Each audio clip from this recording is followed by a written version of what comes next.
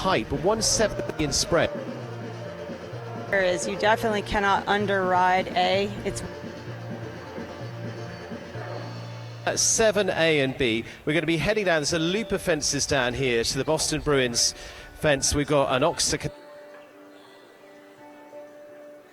height, but 170 in spread. So that's going to throw you in here quite. Yeah, the idea here is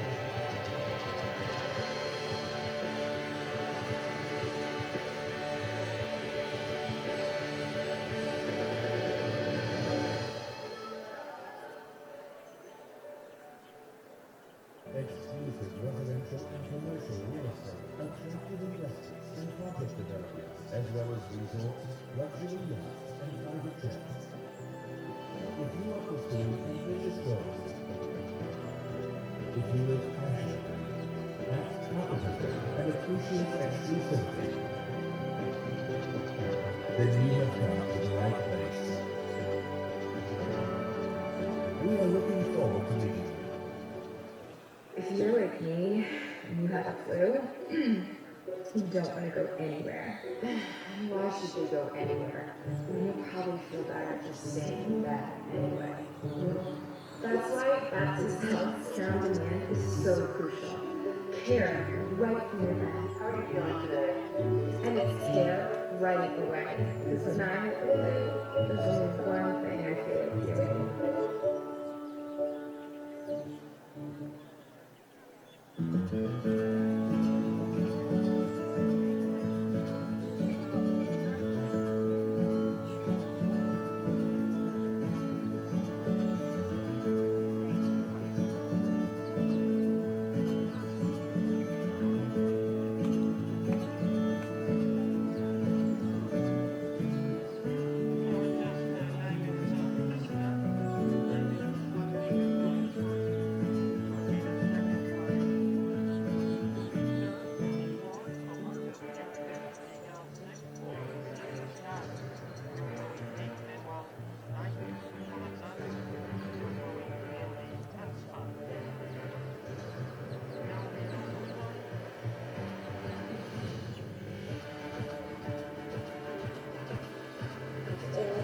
To the bar.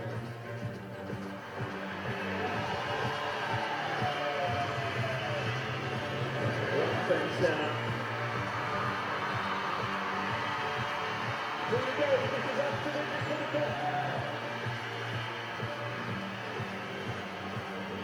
Well, seconds left on the clock. We can have 2 seconds to go.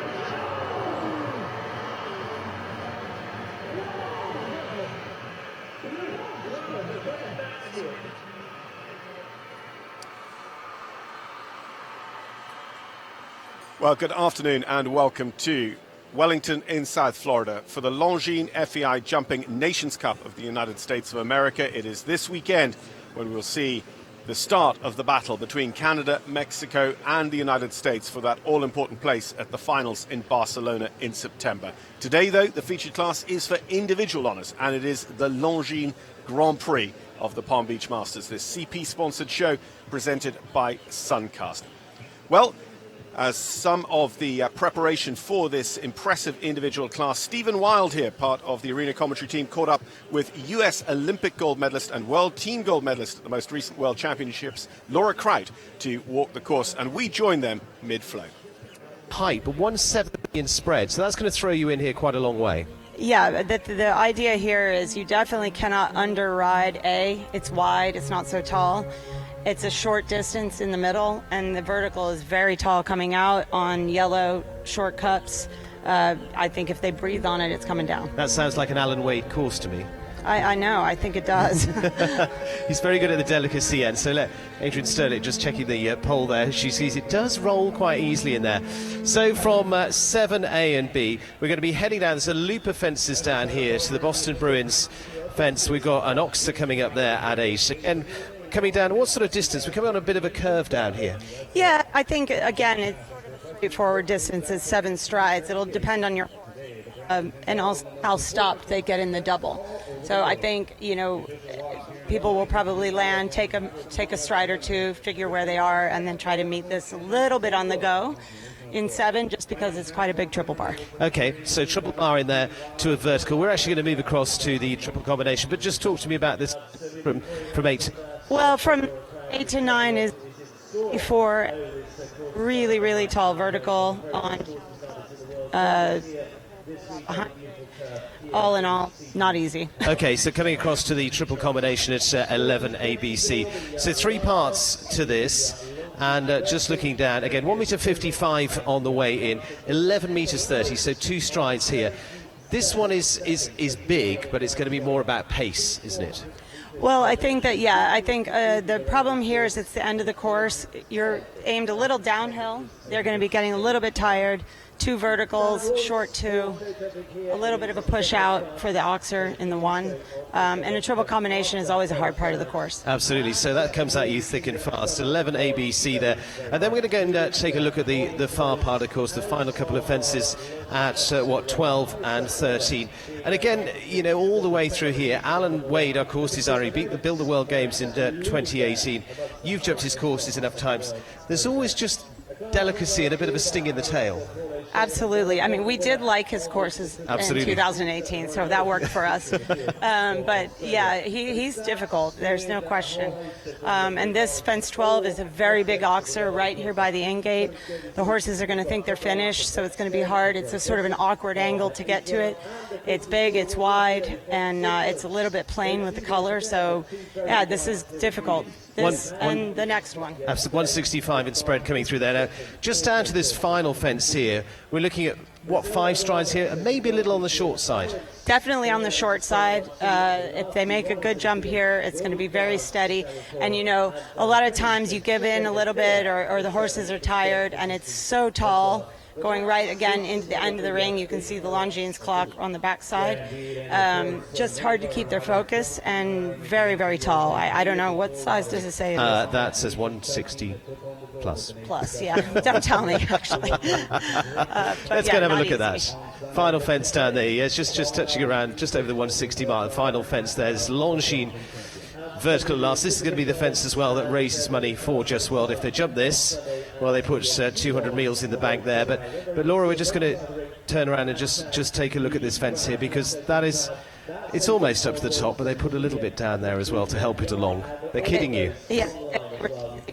So they put some lifts on the standards and then made it like it wasn't all the way to the top. But you're coming off superb going, and horses these days tackle these fences brilliantly. They do, and I think 2 weeks ago he built a very stout course, and the horses jumped well then, so I think he's looking, for the same thing again. So from your point of view, what's the overall thoughts on the course? I think with Alan, the overall thought is you can't rest for 1 minute. Fence 1 is difficult, it's big, and right all the way to the last. We know for sure the time is going to be tight, because it always is. The fences are delicate. There's no place to really take a breather. So I think you've just got to be on your game right from fence 1. Concentration from the off. Absolutely. Deep breath. Good luck. Thank you. What are you going to be riding? Kung Fu. Kung Fu? Mm-hmm. Good luck. Thank you. Thank you very much, Laura Kraut. And as she mentioned there, part of the team that won gold at the World Championships over his courses. We're going to catch up with a few of our sponsors and continue the build-up to today's Longines FEI Grand Prix here this afternoon.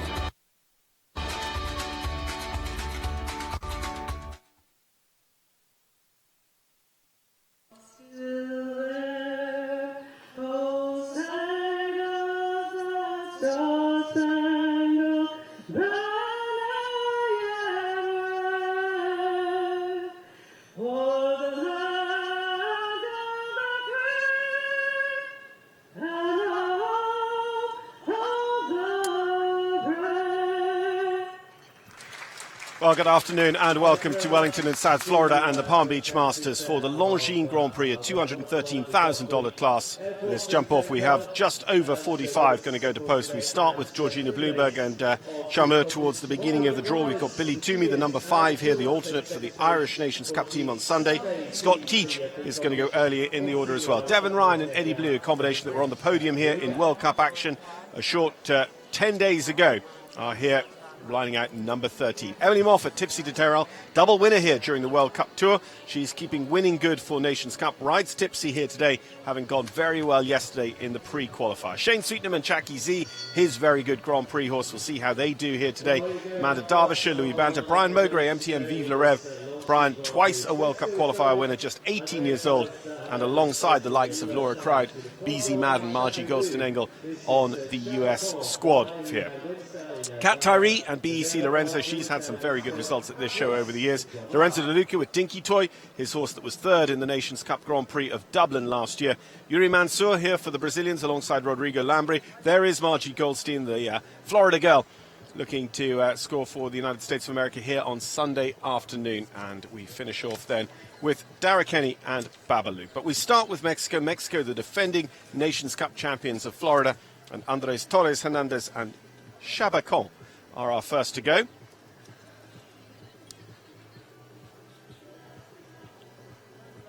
Andres, who was a class winner at the Guadalajara Nations Cup show, he's made that fence very, very difficult by putting the filler out behind the line of the pole. Ends up having the Just Well fence down after it for an early 4 faults. And this is a tough line coming up the ring now here as well. The Deerage Farms have to power up a little bit to this triple bar, and then they need to be careful of the distance to this water tray. Those black poles under the strong sunshine here in South Florida, they just end up being that little bit difficult to jump. Chabacan ends up just slightly misreading them. This is a horse that has jumped very, very well here with us at Deerage this week, but unfortunately just not coming together today.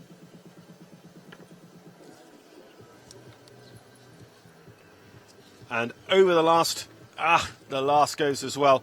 77 seconds the time allowed. He just squeaks inside that, but 3 down from our first to go as we start to get a feel for this Alan Wade course. This Longines Grand Prix is not going to be easily won today, and of course we're in a jump-off format as well. They have to come back and jump a short course, really, in order to take the spoils here today.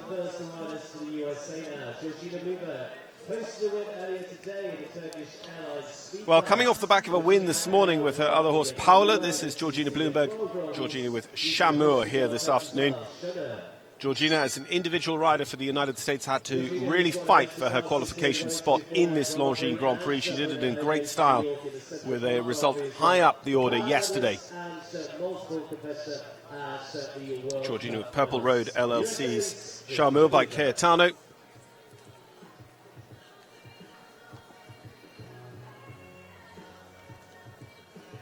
Georgina has been a Nations Cup rider on several occasions for the United States, Pan Am Games medalist, and looking to be a 3-time World Cup finalist this winter.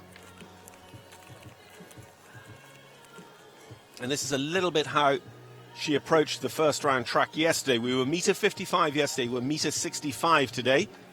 What's that you say, metre 65? Well, yes, there has been the option given at some of these major shows to just have the specification up to metre 65. And it really does make the difference. There's walking the course behind a couple of very famous household names, and they were just looking at this going, I don't know what it is, but it looks bigger than 5 centimetres. So clear the Canadian Pacific down the bottom of the ring, lining up here to take them from the bottom to the top of the ring. And also, this is uphill. There's a very gentle rise on the arena up towards the far end. That Bruins is gone. I think it looked like it cut down, yes. Another one caught out there at the triple bar.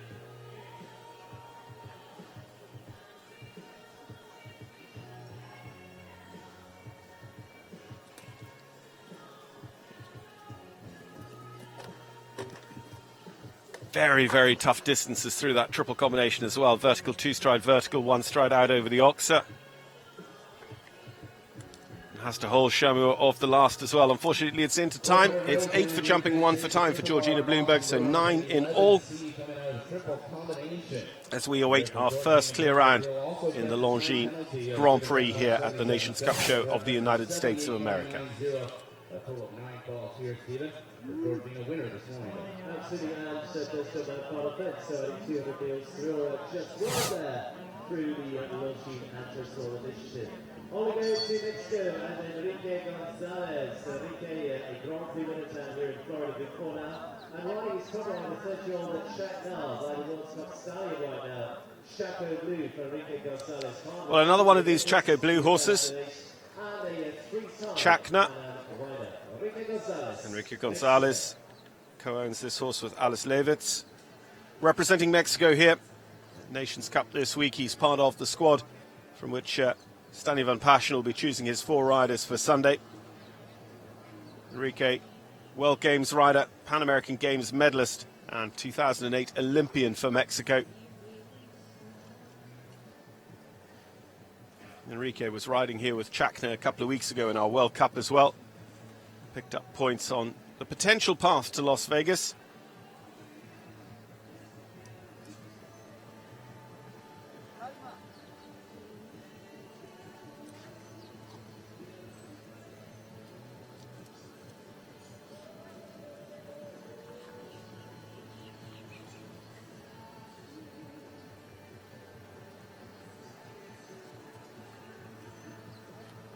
Chacna's ears absolutely locked forward, just so attentive to the job ahead. Can't wait to get to that next jump.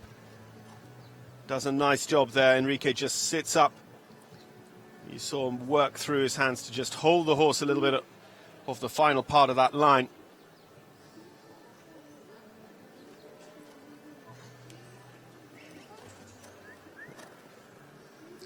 Very, very snug in there through the triple combination.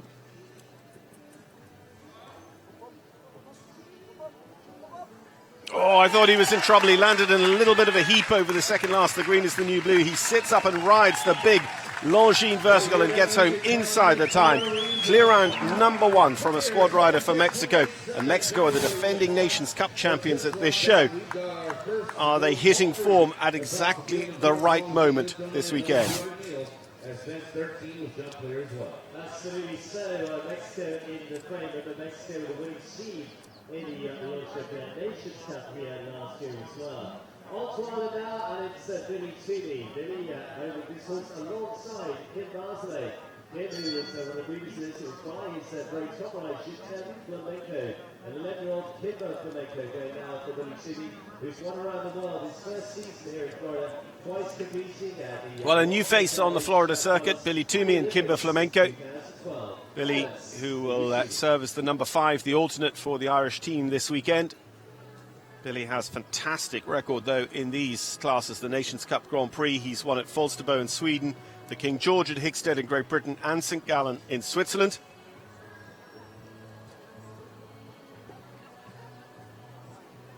And we have our first clear to hand in the shape of Enrique Gonzalez's round a moment ago.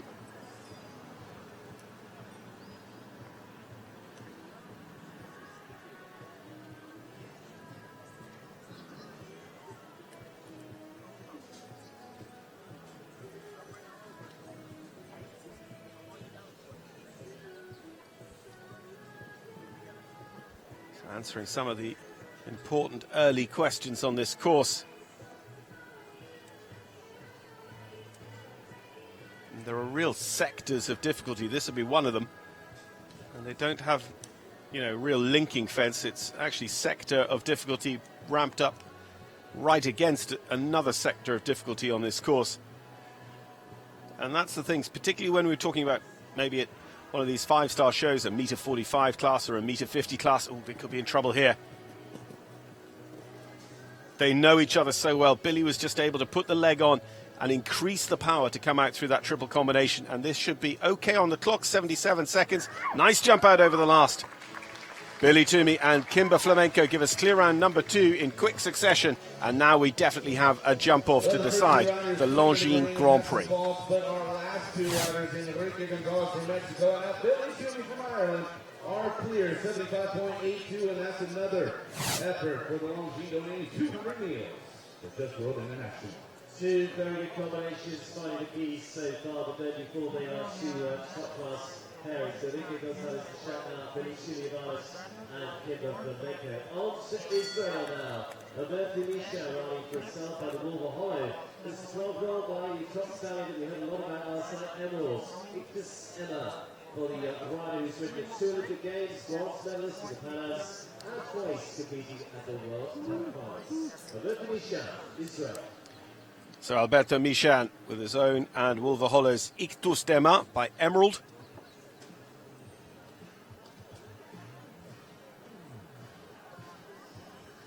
Alberto, ridden in recent years at the Nations Cup in T-Bird in Langley, British Columbia. He's actually been the runner-up in both that Canadian Grand Prix and the Jalapa Nations Cup Grand Prix in Mexico in recent years. He has been a Nations Cup finalist in the past as well. Riding for Israel since the beginning of 2018.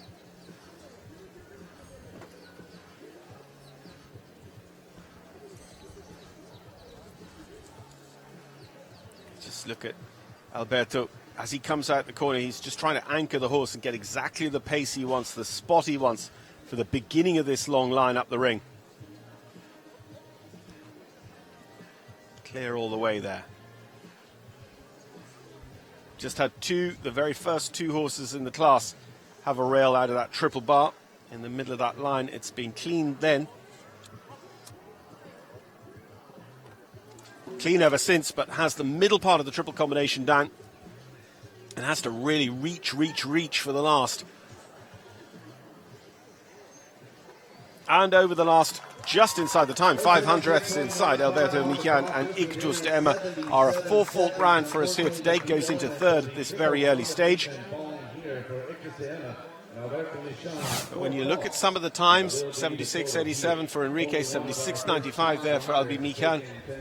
This is snug enough. 77 seconds is keeping them on their mettle. It's keeping the pressure on these riders. It is $213,300 Longines Grand Prix. Mexico and Ireland in the clear so far. Another for Mexico now. Miguel Angel Torres Hernandez and Chakendra. So third Mexican rider in the class, the third to be riding a Chaco Blue horse. This 11-year-old mare, Chakendra, owned by Miguel Torres.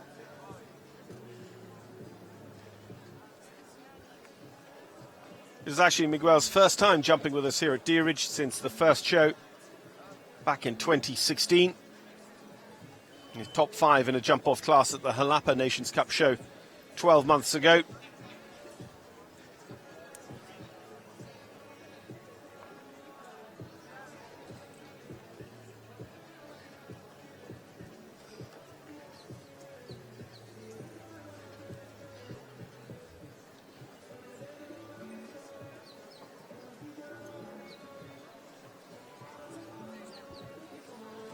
So carrying that early rail as he comes to this difficult line from the bottom right up to the top. And this ring, you know, as well as this sort of hill up which he's climbing at the moment, it also has a bit of a fall out towards the in-gate sign.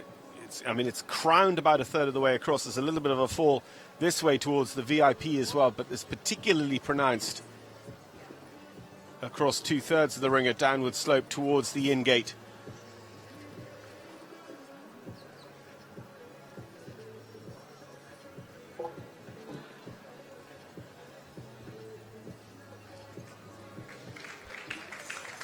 So 8 for jumping, 1 for time for the Mexican rider Miguel Angel Torres Hernandez and Chakendra. It's a total of 9. 1 for time as well, a grand total of 9 faults across the field for Miguel Angel Torres Hernandez. The Mexican rider here, second of the Mexican rider to see. Taking us back to the home nation now, and it's USA's Lauren Huff, the next to go. Riding to Captain K9 on this occasion, the 14-year-old by Canaletto. This is Paloma. Lauren, hugely experienced rider, indeed a regular on the teams over the years for the US, ridden all around the globe from Wellington. Lauren Huff and Paloma. Lauren, US Olympian. Florida as well, and part of the Olympic Games previously too. Career Pan American Games medalist. All right, it's Kathleen K-Mine's Paloma, the 14-year-old mare by Canaletto. Actually just the second rider we see for the United States of America in this early draw. Lauren, who's been a Nations Cup Grand Prix winner. That was at Dublin a few years ago. She's twice been the winner at the National Horse Show Grand Prix.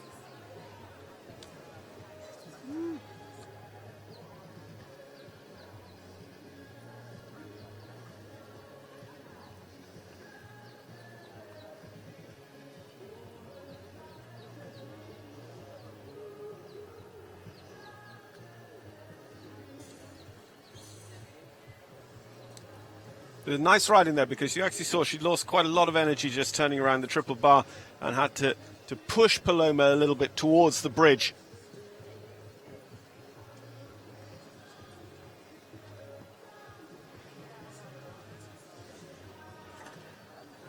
That was a shame. They look to have good energy coming up the ring. Let's see whether we maybe get a little bit of a reverse angle on that, but they're carrying the 4 from that back rail going into the double just below us, the Deerage Farms fence.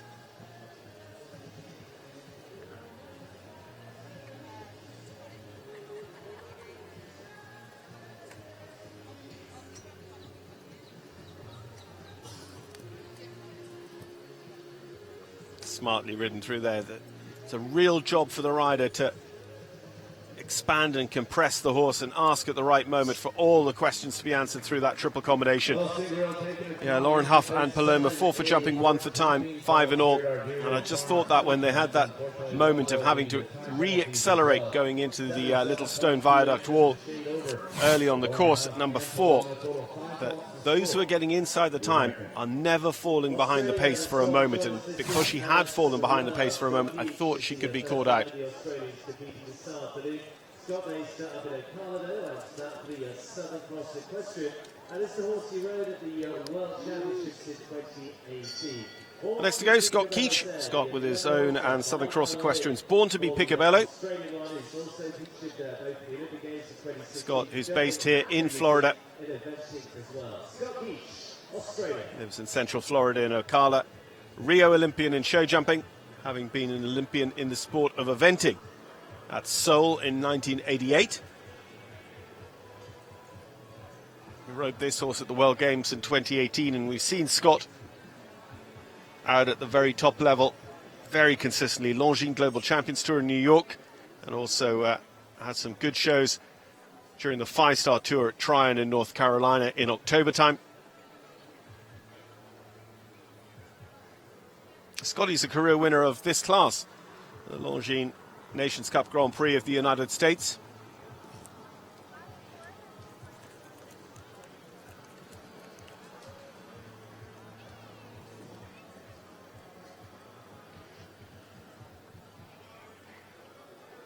He took that victory back in the 2016 season when the venue was practically in his next door showgrounds at Ocala.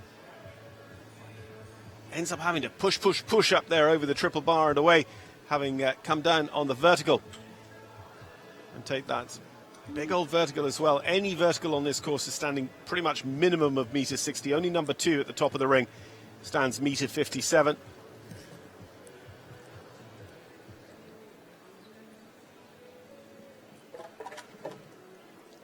Just paddles, unfortunately. Oh! And a little bit of a stop at the end as well. A stop and a disturbance, so that is going to put them on 12 jumping force. We're already outside the time for Scott. So time faults will start to come into play here as well.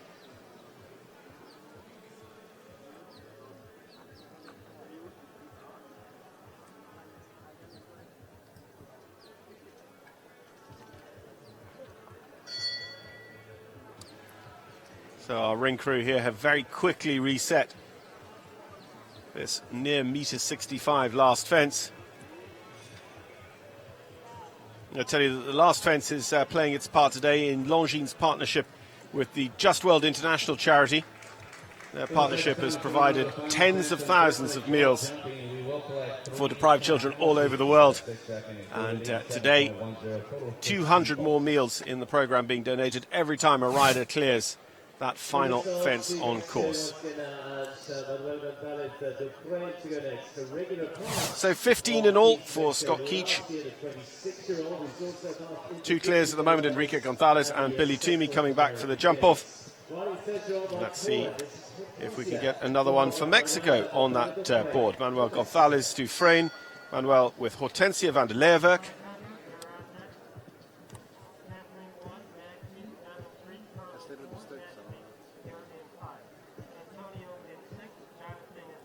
Yeah, in that instance, I wasn't sure.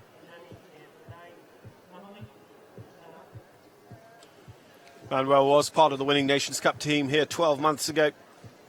In top 10 on several occasions in the Nations Cup Grand Prix at his home show at Jalapa.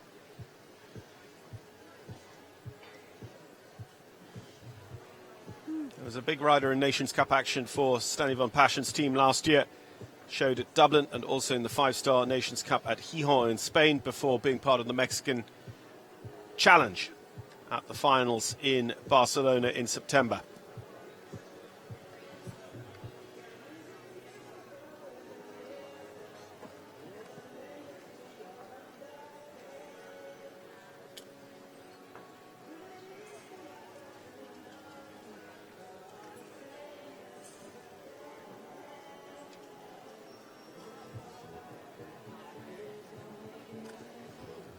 So quite a few just been caught out early on the track, and wouldn't be unreasonable because this is a meaty track right from the get-go. As I said, the only vertical under meter 60 on the whole course is number 2.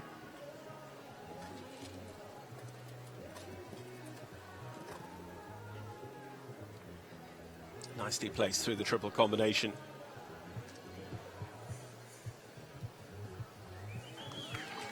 And holds and then explodes out over the last 77 seconds on the clock, though. So 4 for jumping and 1 for time for Mexico's Manuel Gonzalez and Hortensia van der Leeuwenhoek.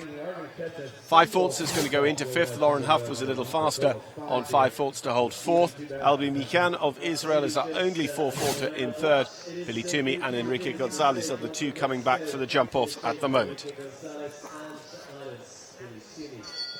Great Britain next, and Alexander Thornton now, final team here this week for the British, and with bases here in Palm Beach. Well, Alexandra Thornton is our next to go. Rider for the British squad here, just 3 riders for the Brits here. And hope to have Emily Ward and perhaps Ben Mayer as their 5, but just wasn't to be. Alexandra, who was a very good podium finisher in the Salzburg Grand Prix indoors just before Christmas. Rides HHS Figaro for Dunval. Well, joining me for the next few horses in this Longines Grand Prix is going to be a member of the victorious Nations Cup team here and at Dublin, Henio Garza Perez, World Cup qualifier winner as well. Henio, what's your take on the first few that we've seen? It's not easy. No, I don't think so at all. I think it's a very fair course that he did. There's obviously very strong horse-rider combinations in there. And, I think it's going to be a great class. We were just talking a little bit about some of the aspects of this ring. And the first is how much it falls in several directions. So this long line here, it does climb up a tiny hill. But also it's highest nearest to us here at the VIP, and it rolls away towards the in-gate. Right, yeah. And I think the triple is set right where the A element is starting to be on the downhill slope, which I think adds a little bit of difficulty, and it's a little aspect that the riders have to think about. It makes it a little bit more interesting, but overall an amazing venue to show. I mean, it's beautiful out here. And yourself, you've been actually riding in the back ring, which is no second ring experience here. LED boards, beautiful sand school. Yeah, not at all. It's first class over there too. It's just a great show. It's very well run and absolutely a gorgeous facility. So Alexandra Thornton and HHS Figaro, they are going to score 8 in this first round of jumping. We'll go into 6th position. Our only 8 faulters so far. We've had a couple with 2 down and a time fault, so they are on a total of 9. Canadian Pacific just by the in-gate. I think they have the 3-member squad for Nations Cup. Yeah. I was riffing a little bit. I don't find here at Deerage that the in-gate causes as much magnetism to the horses, and I think it's because the horses feel like the arch is the gate and then the chute afterwards, and they kind of ignore it more than they do at some other shows. Right, I think so. I think that plays a part too. I don't know. It's just such a nice ring that maybe they enjoy being in it as well. Katie Dynans are next to go. Katie, who's been a 4-time World Cup finalist for the United States of America. She rides Grant Road Partners Dougie Douglas, and this is a horse that knows his way around a Nations Cup. She's an individual here, so looking for honours in this Nations Cup Grand Prix. She's been top 10 in the King George at Hickstead before now.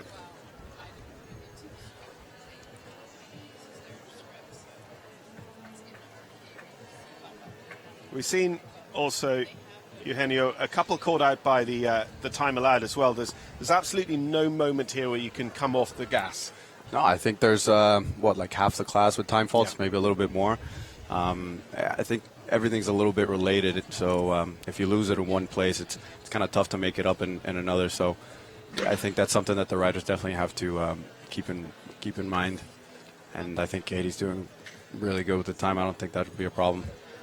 So, Katie, unfortunately, that filler, that viaduct part itself of the bridge sits behind the pole, so it actually just kind of increases the width up there. I saw a couple of riders come around, look at it, and went, "Oh, Alan, you're being unkind here." Yeah, I think he uses that a lot, and Alan's a genius.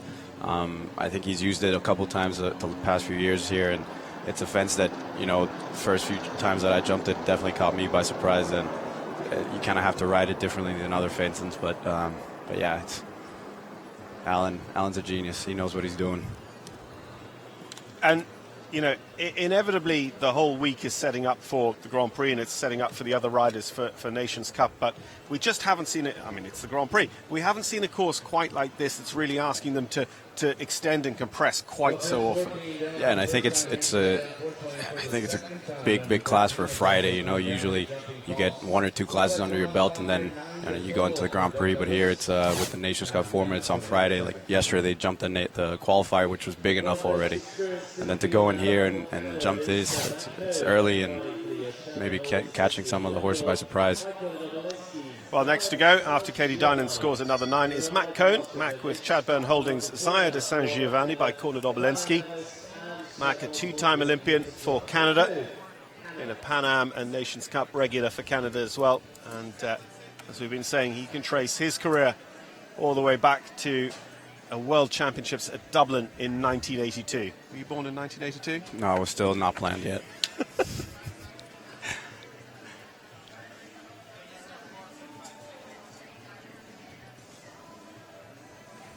We're looking to get, this is actually the first Canadian we see. We're just looking to get another one into our jump off to join Enrique Gonzalez and Billy Toomey.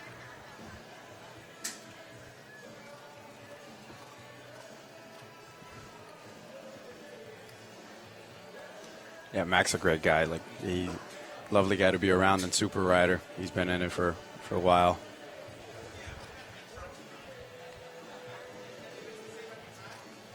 I imagine it's simply how this horse goes, but all this time tossing the head, it has to make Mac's life more difficult. Oh, for sure. But he's a great rider. He's got all the experience in the world, done major championships, and I think he's having a great round so far.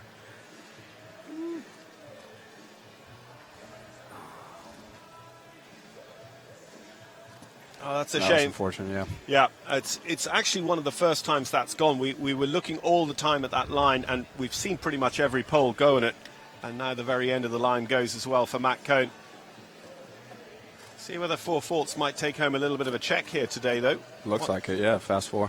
Yeah, I wonder how we're going to end up in terms of numbers for the jump-off. You always like to think that we'd have 7 out of 40. We've got a little bit more than 40 in this Nations Cup Grand Prix. You think 7? Well, I think because we've got 46 starters, I'm probably going to have to go for 8 or 9. Okay. 4 for jumping, 1 for time for Matt Cohn and Zaya de San Giovanni. It all depends. Alan might also be very hot and not want to stand out here all afternoon, so he might be trying to keep it to 4. Alan usually gets his way when he wants a certain number in the jump off. Well, I think this will be a bit of a litmus test because I mean, for me, this is it's one of the horses of the world. Devon Ryan with Eddie Blue. Eddie, as an 8-year-old, won the American Gold Cup. Went on then to be on the podium at the World Cup finals the following year. The following year then gold medalist with the US team at the World Championships, and then podium this spring in the World Cup here at Deerage. I think he's definitely one of the top contenders for the Olympic team for the US. The US team obviously very competitive, and I think he's up there with all of them.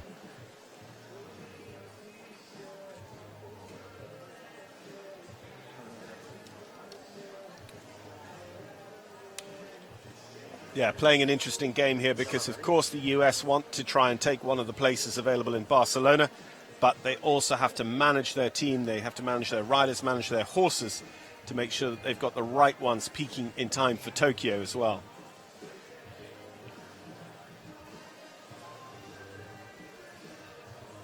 Yeah, the US could probably have 2 winning teams in Tokyo. They have so many good horse rider combinations. It's going to be hard to decide which 3 to take.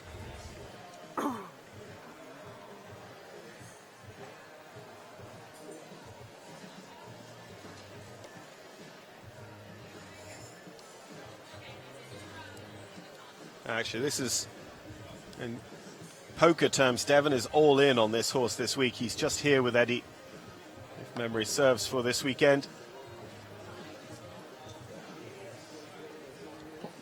CP is going to go, unfortunately, so still just 2 for the jump off as another real big name, real big scalp gets taken here.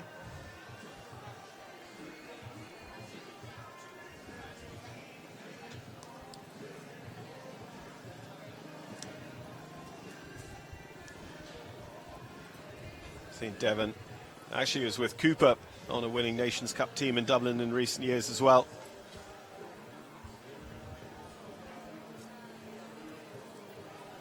Through the triple, just a couple to go to bring it home on 4.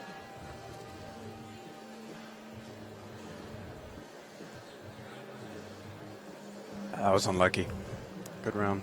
Well, for just a second time, that's number 6, the CP jump with Yeah, just sneaking it inside the time, 76.50, as we've said. That time is snug enough for all these riders.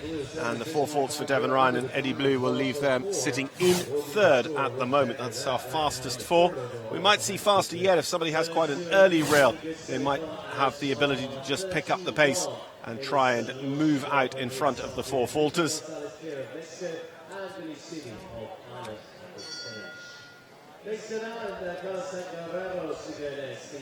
Well, next to go, young Carlos Sainz Guerrero with H5 Just the Music.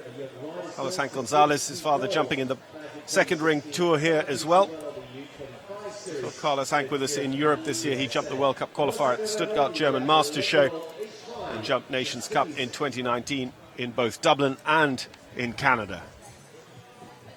And Carlos is 18, I think, this year. Yeah. Despite his age, he's an extremely experienced rider. Jumped big shows, and very, very good rider. I think he's a top contender for the Mexican team for Tokyo, and he's been doing great, very consistent rounds, and hopefully he can bring it in, give us 3 for the jump off.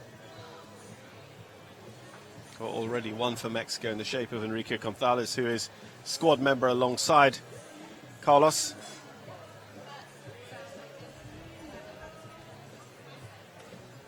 To the best of my knowledge at the moment, Stanley is announcing his squad of 4 after this Grand Prix.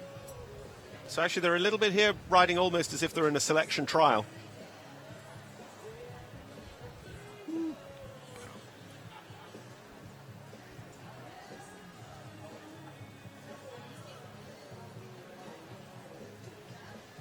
Nice job through there, because that triple bar absolutely throws you into that distance, and he really shortened up.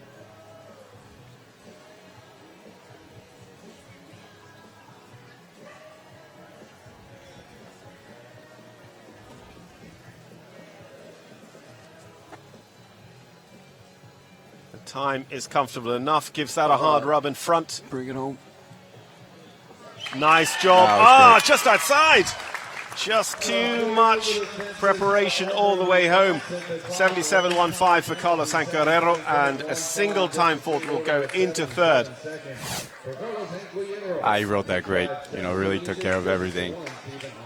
I think he's just a little bit of a slow horse. I think Carlos rode that amazing. You know, really confident, calm. I think that sets him up great for Nations Cup. Yeah, big smile on Stanley Van Passion's face there, the other side of the arch, as he has one clear in the jump off from one of his squad riders and another one just a shade over the time allowed, but otherwise answering all the jumping questions on this course. And the tendency in Nations Cup in terms of measurement and setting of the time allowed would just be maybe a little bit more generous than we have here for the Grand Prix, because you hate to see a Nations Cup decided simply on the stopwatch when there's so much jumping to do across 8 rounds for each full team. Ashley Bond. Ashley with us once again this year. Had a very good CSIO here at Deerage 12 months ago. Went to the World Games for Israel last year. Having been riding for Israel for 2 seasons now. This is Donatello, the horse that gave a third in the meter 55 Candy Tribble World Cup pre-qualifier 10 days ago. Young horse, this one too, no? 9? Yeah. Yeah, really nice horse.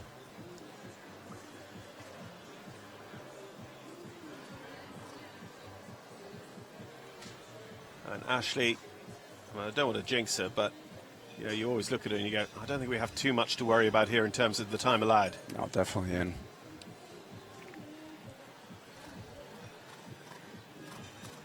She got close into the first part of that triple, and Donatello just really folded up and made much of himself to get in there. This horse has a tremendous style and effort, and 76.05. It is comfortably there for Donatello and Ashley Bond. That is our third clear after we see 15. So we've seen about 1/3 of the starting order, and we have just 3 clears so far. She's a great rider. Horses love her. I mean, you saw the horse in the Grand Prix qualifier. Really nice horse, rode that great, and likewise with this one. Third standing that line so far next to them, another shot now from the Apollo SCs here this week. Antonio Chedraui to go next to Portugal by Intenda. So Jose Antonio Chedraui and Nin Lubey. I about to say, except that Carlos Hank broke the thing, is almost the first Mexican horse we've seen that isn't by Chaco Blue. Nin Lubey by Nintendo. With the Damsar of this one, Galubey. That goes back a little bit. A long-time partner, Tonyo and Ninlubey. They've had, I think, almost 5 or 6 seasons together. He was in Dublin this year. I think he had great rounds there, and I think pretty much all around the world they've had great rounds. He's a very experienced rider too.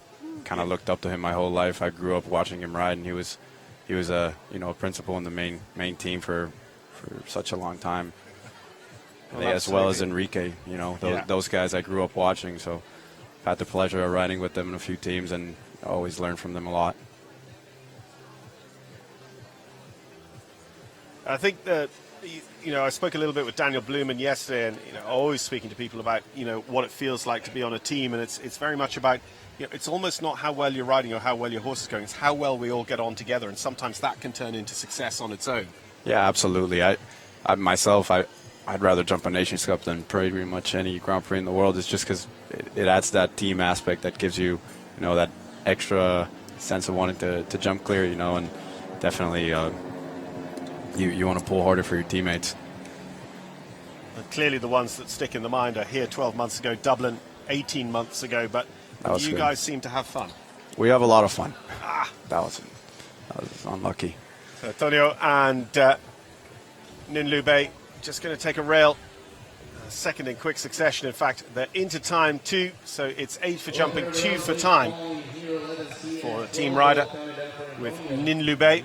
So they weren't necessarily going for the time. To be that far out would be a conscious decision for a rider of that experience, a 2-time Olympian, but they'd be disappointed with the 2 rails.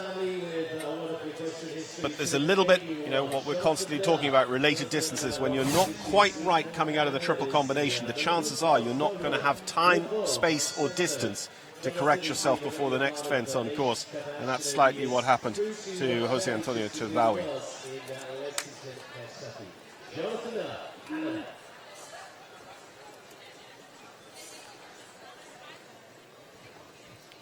So Jonathan Miller, our next to go. Jonathan with Miller-Brook Farms Davos by Zento.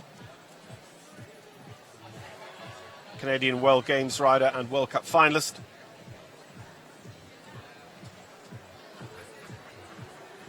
Jonathan and sister Amy and father Ian have been on so many Nations Cup teams in various combinations for Canada over the years.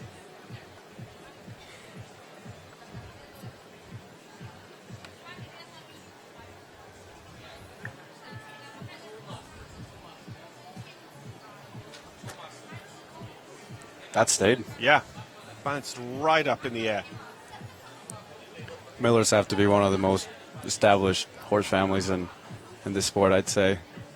I mean, and again, growing up, because clearly, you know, you've had a great love of this sport and a desire to be at the top of this sport from a young age, Henio. And I mean, I grew up in the sport, and I've always been incredibly impressed by Ian. But when you want to be a professional athlete like Ian, you know, what does his achievement of going to 10 Olympics mean? What does it look like for you? Yeah, I mean, what can you say about Ian? Ian is pretty much an idol to anyone in this sport. And I think no matter if you're a professional or an amateur, you know, Ian is up there with the guys you look up to. Just because he's you know, consistent, he's always there, and obviously he's a great trainer too, because Amy and Jonathan have great results as well. Jonathan, I mean, we talk about landing a little bit steep over the back of a jump. The vertical at the very end of the line up the ring, he actually landed on the edge of the water tray that sits out behind it. He is 76.88. He is the first clear round for Canada, gives us number 4, and Jonathan Miller will show in the jump off to come. They're going to come back in the order in which they qualify as well. So Enrique Gonzalez gets to set the standard, and the last one so far to answer it will be John Miller. Wonderful ride from Jonathan Miller, and it takes the 4, of course. So a rider not so familiar to us on this side of the Atlantic. We see her a lot in Europe. She rode World Cup at Mechelen in Belgium just before the turn of the new year. Hilary Scott. Hilary with Alice Cameron's Oaks Milky Way by Clearway. Australian team rider this weekend for Sunday's Nations Cup. They just have a squad of 4 riders here. But Hilary has been here to the US before. We saw her jump World Cup at Live Oak in Ocala last season, and then stayed on to jump the spring series of shows in the Kentucky Horse Park. It's going to be great to see an Australian team here on Sunday. Very strong team. The WEG performance they put in was one to remember. Yeah, and they'd hoped to have a bit more match practice going into WEG, because they had planned to be a team in this Nations Cup of the United States of America that spring in February of 2018. Unfortunately, they ended up with 3 riders, and then I think it was even in the final jog that they went down to 2 riders and couldn't field a team. But Rowan Willis just turned around and won the Grand Prix instead. Yeah. I think they have a strong team for Tokyo this year. When you think of their riders as well, I mean, Edwina Tops over in Europe, and we've got the 4 riders here. There's 1 or 2 just niggling away at the back of my mind as well, flying the flag for Australia. I think the selectors will have a decent field to choose from. Had to hunt at that, and it did actually go.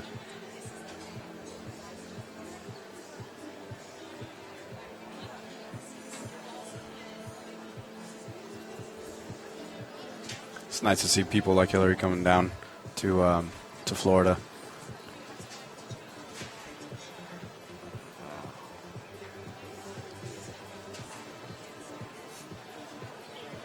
So into time. Just that one unlucky pole at the end of the line, because it was so close to staying. But it was 4 for jumping, 1 for time for Hilary Scott at Oaks Milky Way. Before one and only 10-minute break here for Grand Prix. Still taking care of the course so far. Here they are. You can see, in a way, they had finished their jump before they got to the top rail. They were on their way down when they actually got there, having just taken off a little bit in advance. Scotty Keach just gone off to the left-hand side of the arch there. We've already seen for Australia Rowan Willis here with us as well, and Amy, their 4th team rider. Looking forward to lining out as one of our 8 teams on Sunday. It's great to have a full Nations Cup here as well, of 8 teams for the CP Palm Beach Masters and the Longines FEI Jumping Nations Cup of the United States of America. So still with the host nations already in there, Mexico, Ireland, Israel, Canada, and they're the ones to feature so far. Well, here's Jenny McAllister. The home nation comes through as we go on to the USA once again. Jenny, who's lying very well up on the western standings of World Cup. Two-time World Cup finalist. She has been a US Nations Cup rider as well, riding in Langley, British Columbia. And Jenny with the Swedish warm blood Escada VS for Vicksburg stud. So Jenny, who does a lot of business with Vicksburg with their Swedish warm blood horses.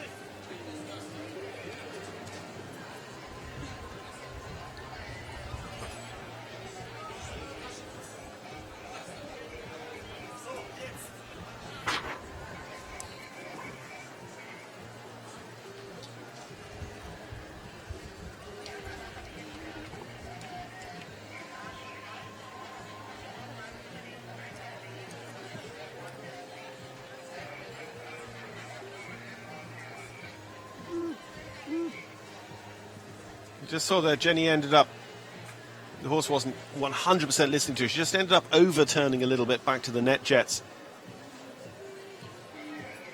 And has to make a big change there on their way to the Just World fence. Remember, each time they're clearing the last, we're donating a couple of hundred meals to the Just World program.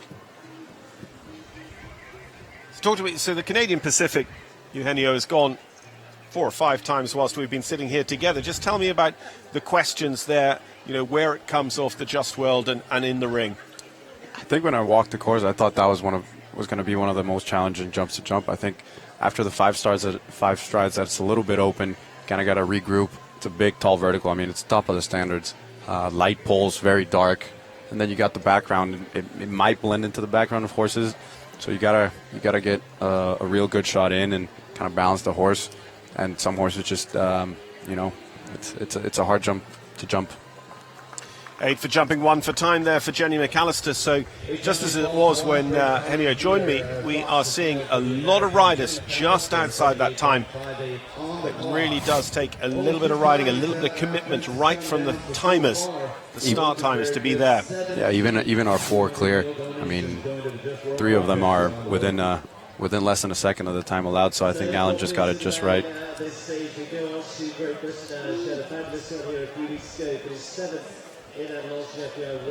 Well, Emily Moffat, winning Nations Cup team for Great Britain at Dublin last year, denying Mexico their back-to-back wins in the Aga Khan.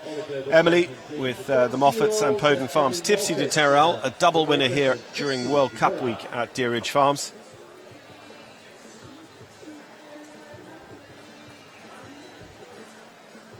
Rode what will be her Nations Cup horse, Winning Good, to a top 10 in the World Cup qualifier here 10 days ago.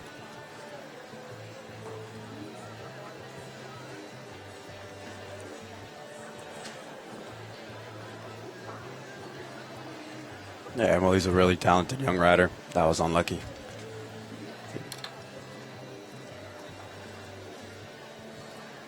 Yeah, just turning a little bit in the air, which meant that Tipsy didn't finish the jump quite cleanly behind and ended up just dragging the back rail off the first. Hopefully I didn't jinx her. As soon as you become a commentator, you develop the curse of the commentator. Yeah, I don't like it.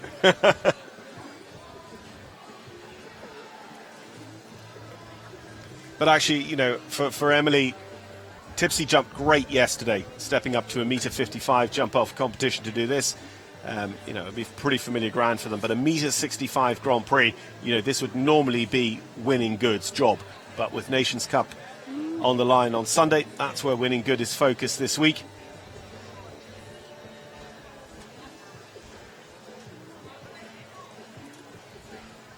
And actually, if they come home with just that single unlucky rail, that'd be obviously crushing disappointment, because I don't think there's going to be a lot of clears. But by the same token, Tipsy has really stepped up in both yesterday's qualifier class and today's Grand Prix. That's the pole that was maybe always on the cards for them. The green is the new blue coming home. But unfortunately, it makes it 8 rather than 4 for Emily, as she had the first down as well.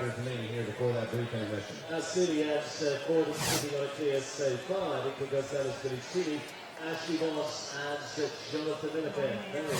Mexico, Ireland, Israel and Canada. Looked straight as a die from that second angle, but when we first watched it live, it did just feel like they'd already started their turn a little bit, and that was a little bit of a contributor to it. Another from Mexico, Daniel Rihan. Daniel with Couleur van Berkenbroek by Couleur Rubin. Well, this is another very young rider for the Mexican team. Jumped the Under-21 Nations Cup here 12 months ago. The team silver medalist at the North American Juniors, the Under-18s, in 2017. Yeah, Daniel's another one of the young riders from Mexico that Standing Van Passion has given a chance. I think he's implemented that in Mexico, and it's really brought the level up. He gives us young riders chances to jump these shows, and I think Daniel's taken a great opportunity, and he's a good rider, very talented. I think he's very happy to be here. Yeah, I'm not sure with the guys who are on the Mexican team and squad here, a couple of these shows, you can call yourself young anymore, Henio. I'm getting pretty old now. Just throws a shoe there. That is unfortunate. We saw it happen quite a lot in World Cup week as well. And I'm afraid that's just the price you start to pay, because you just lose that bit of traction and it can easily all fall apart, especially trying to balance on these roll-back turning loops. I mean, it's got to be just like driving a car with a flat tire. I'd say so, especially on grass.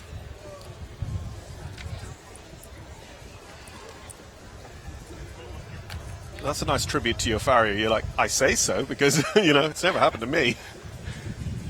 Yeah, Ferry is a crucial part of our team, but I think that was a great round from Daniel. He's going to be happy with that. Just two down very quickly after he lost the shoe, and then he actually just was able to go, right, I understand what I need to do here to just be able to support my horse around some of these jumps. But here is where it happened. He gets this big jump here over the CP vertical. The bell boot goes one way, the shoe and pad goes the other way. That'll be tacked back on. Daniel is on 9, but he's still, I think, proven what he can do for Stanley. Stanley's job is getting more and more difficult the more of his Mexican squad riders we see. Well, brother Jonathan has jumped clear. Now it's the turn of Amy Miller. See what she can do. Amy with Overland Stables and Millbrook Farms. Truman was third in the jump-off competition at the Hampton Classic last year. Amy's been riding well throughout our two shows here thus far at Deerage with Ericsson. Probably the smallest fence on the course up there at number 2 goes.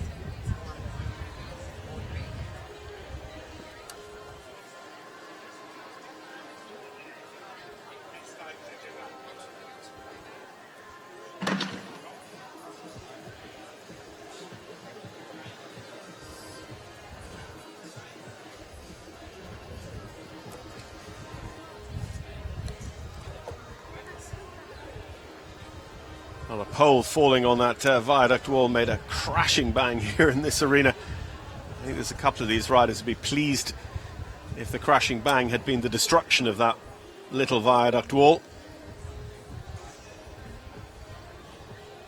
So we can see her 2 fences being put up in the background by the ring crew as she comes onto the triple.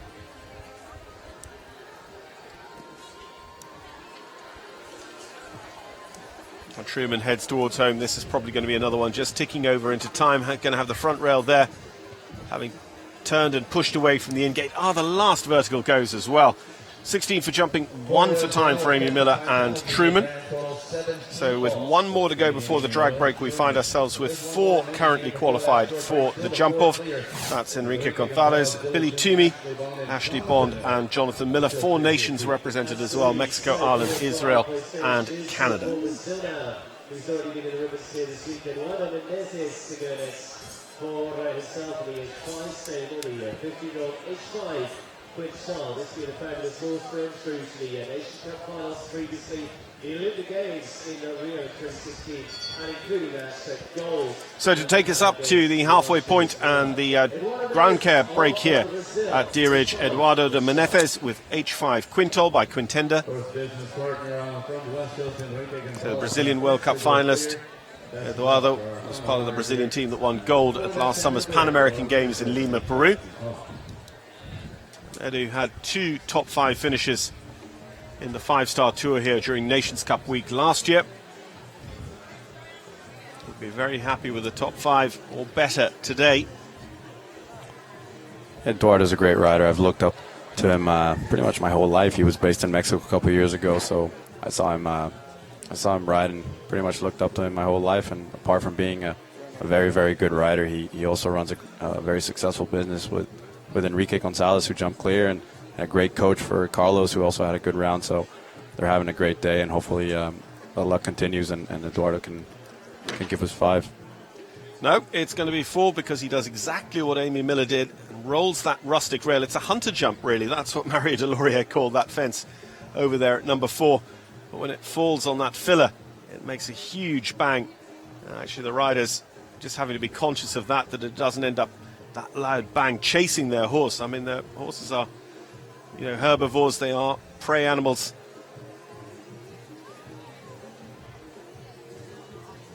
And they like to be scared of things. That seems to be horses' major enjoyment in life. You can hack past the same thing 20 days, and on the 21st day, they will spook at something they have seen solidly for 3 weeks before, and suddenly decide it's a dragon and it's going to kill them.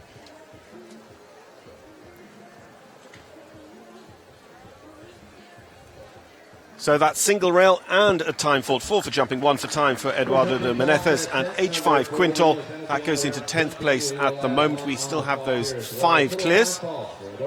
Just as we go into the break, Henio, let me ask you, we have 5, and we've seen it jumping very, very tough. Are we going to get the same again? Are we going to get another 5? I think we might get even a little bit more than that. You got some pretty big names coming up: McLean, Laura, Daniel, Mario, Eric. I think I'd say we'll get about 6 more, maybe 7, make 12 in the jump off, make for an exciting jump off, I think. And also then, just you've seen plenty of the Mexican squad riders here coming out and riding. Might be their Nations Cup horse, might not be so far, but I mean, coming in and dealing with this as riders exceptionally well. That's got to give Mexico good heart for Sunday. It's always great to come in the Grand Prix and have great rounds, I think. And Carlos, who's going to be on the Nations Cup team, is going to be delighted with that. He doesn't have to do the jump off, so horse is a little bit more fresh. Save it for the Nations Cup, and then Manuel had an unlucky fence that fence down at number 1. So the boys are looking good. Hopefully they can bring the Nations Cup back-to-back years. Excellent. Well, we shall keep a very close eye on them on Sunday afternoon, but my thanks to Eugenio Garza Perez for joining me here this afternoon, and we will have more guests as we will join the action in just under 10 minutes with 5 currently qualified for the Longines Grand Prix jump-off. Very good afternoon and welcome to the Partridge Classes. Well, we're keeping up the nations here this week. We've heard from the USA, we've heard from so many across Europe, and also Australia. Rowan Willis. Now, I'm not going to lie, you haven't come too far to be here. No, just come down the road really. So, so we're here for some sunshine and some good jumping. Now, here to Australia. Sounds like you could be doing this in the USA, but you've travelled all the way, but quite a few of you. You've got sort of half the team based in Europe and half the team based in the US. What was that? Yeah, Scott Peach and I are based over here, and then it's very good of Hillary and Amy to fly over, and we're jumping the Nations Cup here, and then again in 2 weeks' time. Now, Australia, last time you were around here, you were the World Championship. Rob Ryan. That's okay. Yeah, it wasn't so bad. That was my first time on a team, and it was great to be with a few guys that I've grown up with and hadn't jumped with for years, and yeah, we're certainly right on the world stage in a really tough competition, and we all pulled together and had a great result, great week.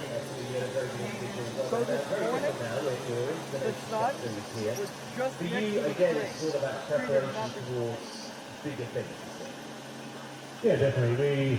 Unfortunately, we don't get to do many teams. Our riders kind of scattered all over the world, from Australia, and Europe, and America. So it's not often we get 4 in one place at the same time. But we're lucky enough to do so here, and yeah, it's definitely good preparation for Tokyo. Looking forward to Tokyo. Now, you yourself, if I remember right, won the Grand Prix, if you like, the equivalent that we're going to jump to later on this afternoon. Yeah, that was 2 years ago when I'd just been in America for a couple of weeks, and we were meant to have a team that week, but unfortunately didn't happen. So I've made up for it in the Grand Prix. Excellent. Well, looking forward to that one. Blue Navy once again.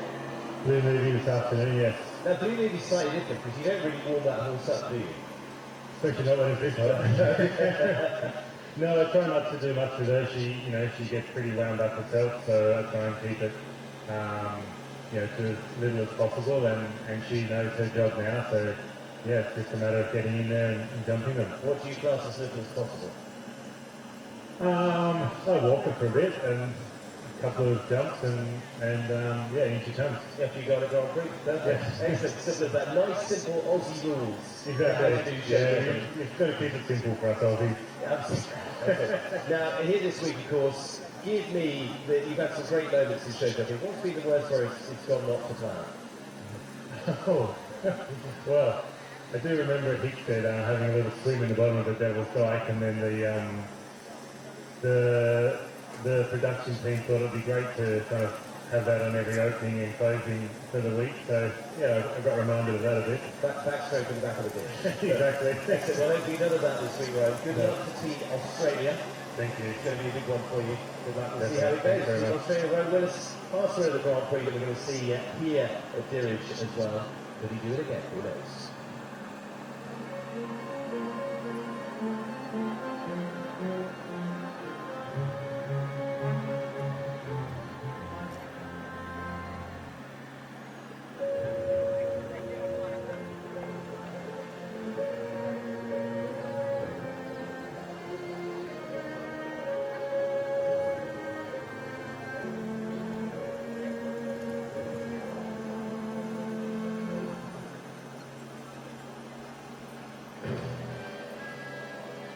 As a market leader in high-quality resin, wood, and metal products made in the USA for over 25 years, we believe in constant change and innovation to make your life and job easier.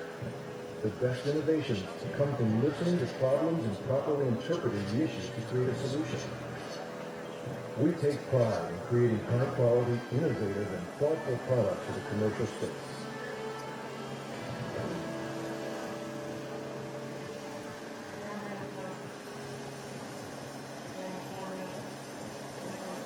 Ladies and gentlemen, Kathy Russell Photography is proud to be the official photographer of the Palm Beach Masters Series. Kathy Russell has captured the intimate relationships between horses and riders for the last 17 years. She adds an artistic quality to traditional event photography. You can visit the website here at palmbeachmasters.com to purchase unlimited digital downloads of your memories from the 2020 Palm Beach Masters Series. Since the beginning of this world's partnership with the Swift Walk brand Longines 8 years ago, Longine's contributions have helped specifically fund a nutritional program for the projects around the world that this world supports. Today, of course, Longines is hosting that Clear the Jump during Longines FEI Nations Cup. The Grand Prix here this afternoon, donating meals each time the Longines obstacle is cleared. 20 of those riders have gone clear through the first 23. That's a total of 4,000 meals already donated by Longines to just world projects around the world. Stephen, 4 have gone clear here through the first half. What a 4 we'll have. Enrique Gonzalez, Billy Toomey, Ashley Baum, and Jonathan Miller. Of course, many of those riders are just very, very fast indeed. So already the jump-off looks great. Absolutely, but coming into a strong second half. As you mentioned, between those heads, US side of the playing Ward, of course, never half with France. In our lineup, it's Rayleigh, Daniel Miller, and Adriano Sergio, one of the best horses in the world right now. One of the best riders in the world right now. Switzerland, Martin Fuchs, Silver Shine, number 2 in the world at this stage. Number 8 in the world, Darren Kenny will go last. One of the most consistent US rider, Eve Jobs, goes down towards the tail end, and plenty of competitive rides to come amongst the rest, including yesterday's winner, the Amami of Switzerland. All that coming up in a few moments' time.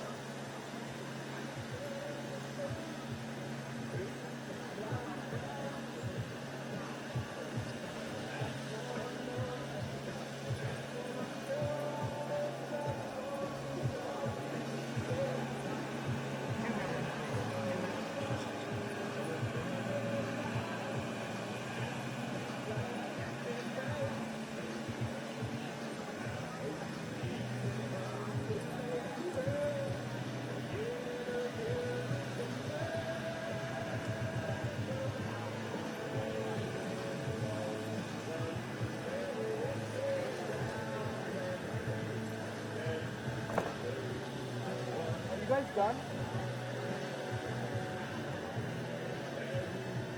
You want to try throwing them up?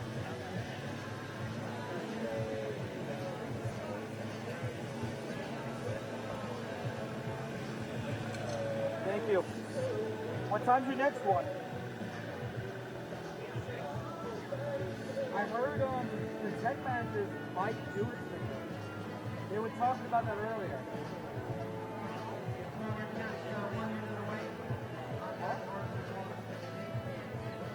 Well, Todd and Andrew were saying they might do it. Talk to them.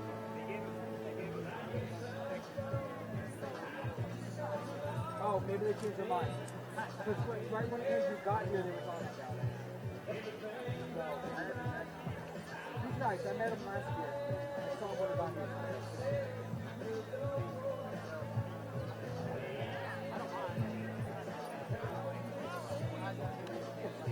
Yeah, it'll go quick. It's not like Monday when I had the final about it was like 40 something, or 60 something. We had to do 60 something. I was here till 7:30. It was 5 to 7:30.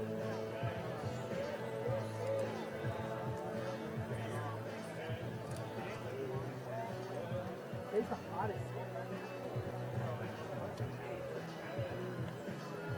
I kind of wish it did, honestly. All right. Thank you.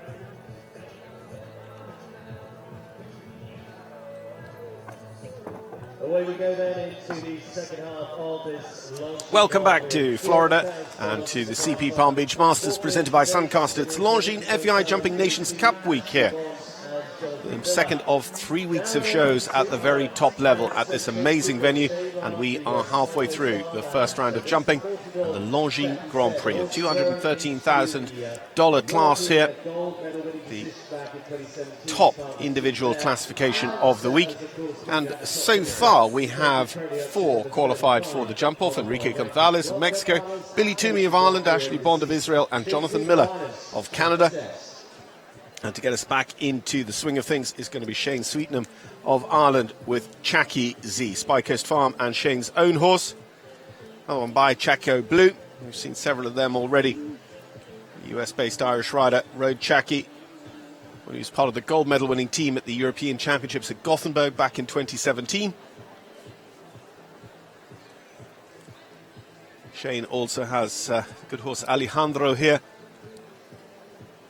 Another real star in his string alongside Chaki. It was his horse for the Rotterdam Europeans last summer. We've seen, as you'd expect with a designer like Alan Wade of his caliber, as one of the top designers in the world, pretty much every pole on the ground at some stage or the other, and this is far from easy. We've proven that. We've seen 23 trips and just 4 clears so far.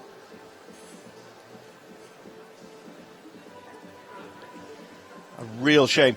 They've got a very, very difficult line up here, and every aspect of it has to be exactly right.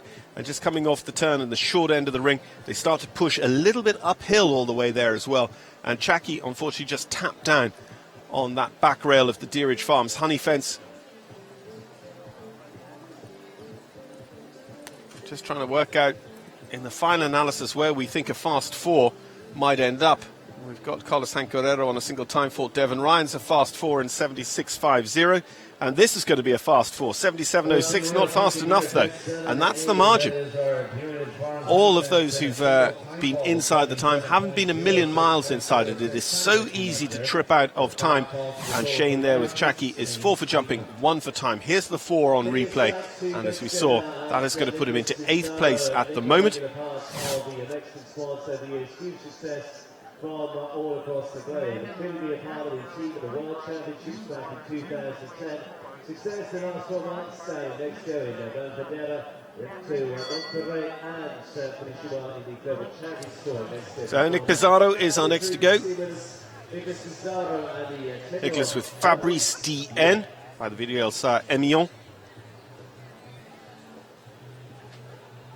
Nicholas was top 10 in the Thunderbird Nations Cup Grand Prix in Canada last summer. He's been a career Grand Prix winner at Spruce in Calgary, Canada, and represented Mexico to Olympic level at London back in 2012.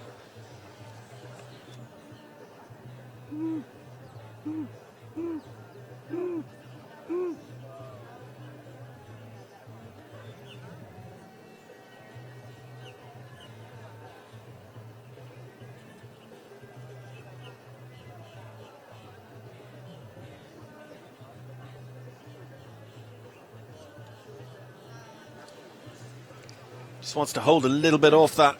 Just wasn't the right decision. Knew he wanted to try and manage the distance between the little bridge and the Just World fence. And for Nick, that turned into just wanting to hold the horse a little bit off the bridge. But it goes for an early 4. And in this circumstance, normally, especially a rider of Nicolas Pizarro's experience, they try and move up the gears. They try and be a bit faster. They try and be a fast 4. This is not necessarily a course that's going to reward riding flat out. For sure, you need to attack this course. You need to be on the front foot all the time with it. But trying to scuttle home, significantly under the 77 seconds time allowed, is inviting another problem. But this is not bad at all from Nicolas Pizarro. 76.23. He is faster than Devon Ryan, so he goes into 6th position. We have 4 clears. Carlos Hank on a single time fault, and now Nicolas Pizarro is the fastest 4-faulter in 6th place. That's another one of Stanley Van Passion's squad riders there. Nicolas Pizarro with Fabrice to jump an exceptionally positive and strong round over this Grand Prix track.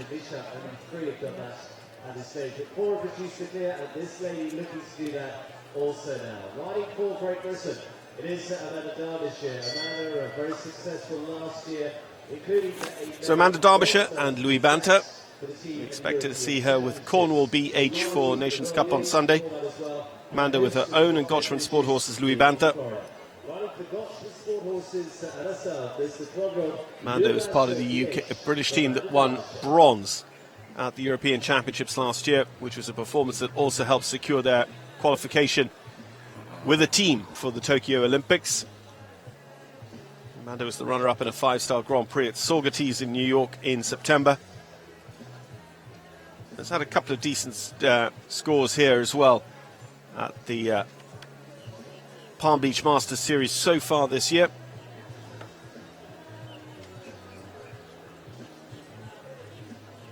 I mean, so many of these riders, regardless of the flag they ride under, based here in Wellington, Florida. Amanda lucky enough to be at the Gotchman Sport Horses Baxter Hill operation just down the road.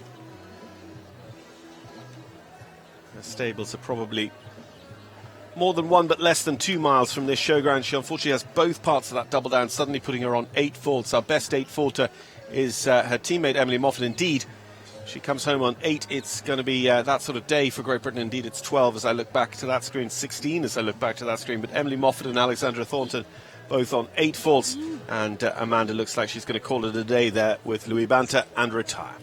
Well, a few rails down here, they know they're not going to be in that top 12 overall position. 5 faults or better comprise the top 12. The rest of their horse for another day. Of course, Amanda going to be showing here for Great Britain in the Nations Cup this weekend.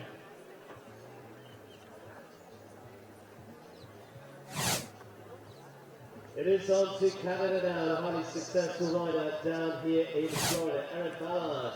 Going out over the road, and Lanford is Feline S. Is 2-year-old gelding by Vermont. Well, now Erin Ballard, Erin with her own Indy Lanford, is Feline S by Vermont. Erin has been winning both sides of the VIP, winning in the Sand School with some of her younger horses, and getting some very good results out here in the grass arena as well over the course of the World Cup and the Nations Cup show. She was top 10 in the World Cup qualifier with this horse, Fellini, 10 days ago.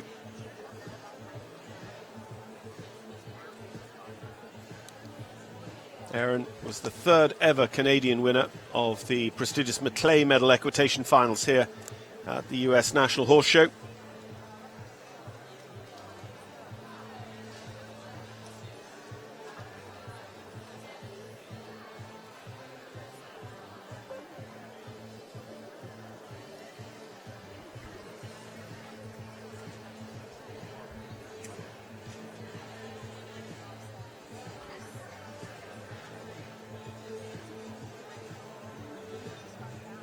just overall, this is, it's a great picture being shown here. Erin just seems to have got exactly the right pace. She's got this lovely balance and activity in this canter, just creating a real opportunity for this horse to comfortably jump these big fences. We're at metre 65 here today. Unfortunately, another one. Just love to have seen that a little bit more side on. To see exactly what might have caused them to just not quite reach as far as that back rail. It's a wide enough oxer, it must be said. And some of the distances afterwards are short, and that will cause the riders to just decrease the flame onto their canter, to turn down the heat a little bit, and that can make reaching for the back of the oxer a little bit more difficult. There was no problem reaching for the back of the oxer there coming out of the triple. 1 to go, and should be inside the time, so 4 faults in 75.18. The fastest 4 fault honours changes again. It goes now to Erin Ballard, who goes into 6th position. That came down for Erin, but 4 faults right now. Stephen, that's a good score here in the field. Yes, 4 combinations having just grabbed before, and it puts you between 6th place and 9th place point. The key one they're looking for is those clears. 4 of those to date. It is Longines Grand Prix. And now Brian Mowbray. Brian, who's going to be the alternate for the Nations Cup team if all stays to plan for Robert Ridland's squad here. Brian with Major Wager LLC's MTM Vive le Rêve. Brian, who's come up through Mike and Tracy Fenney's operation down there in Flower Mound, Texas.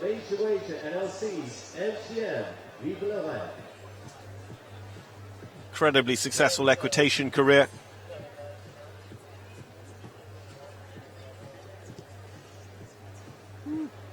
Brian was top 10 in a 5-star Grand Prix at Spruce Meadows last summer. He's won 2 World Cup qualifiers already in his young career. He was only allowed to start riding World Cups on January 1st, 2019.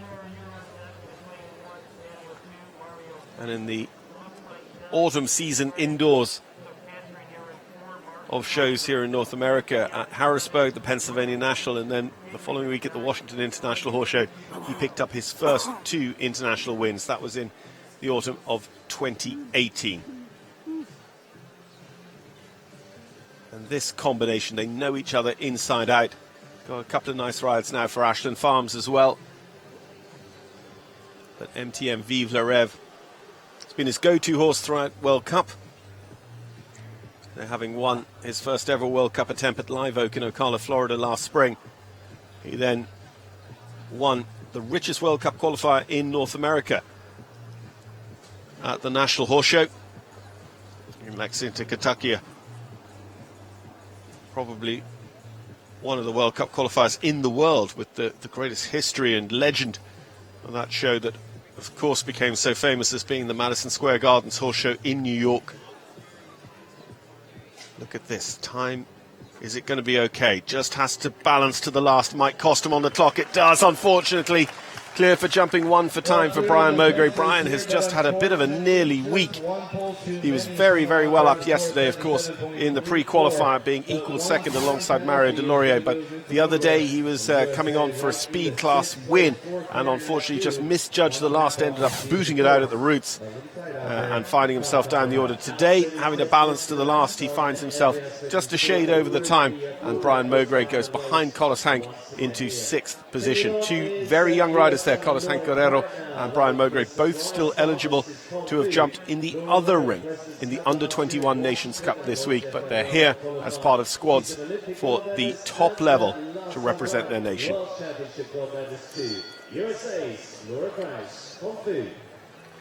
Well, we heard some of Laura's thoughts on the course earlier on. This is Laura Kraut, Olympic and world gold medalist for the United States of America. Laura with St. Bride's Farms Confu. Laura was the winner of the World Cup qualifier in Washington over the winter and was top 5 in the Candy Tribble here 10 days ago and top 10 in the World Cup qualifier.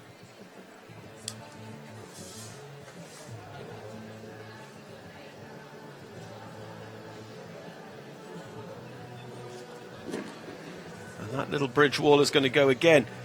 And just having the rail and hearing the noise, Laura ends up having to hunt Confu a little bit at the Just World fence. Clears the CP, which for a while was our most influential fence.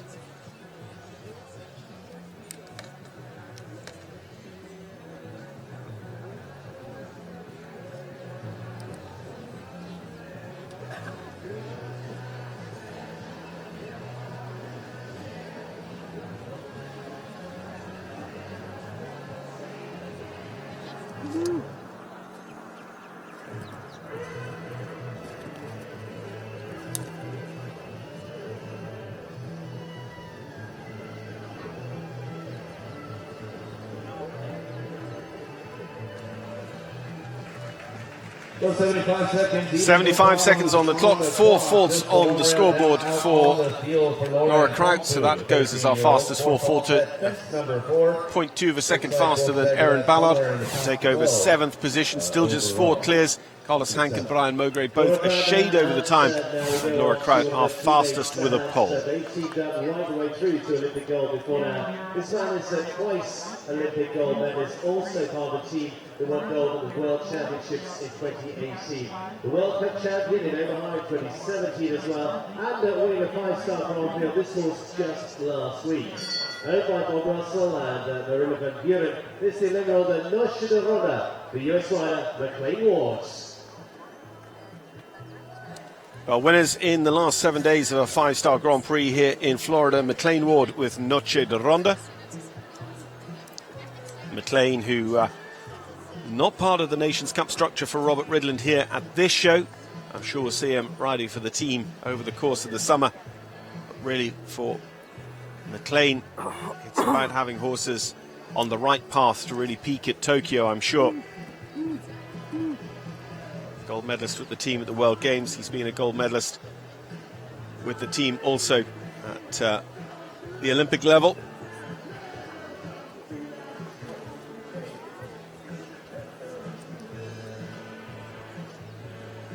McLean just slices in a little bit at that CP fence. That's Hunter Harrison, who was so synonymous with Canadian Pacific. Great owner for McLean over the years through his Double H Farm operation. Noche just didn't have a great round of jumping here yesterday, but McLean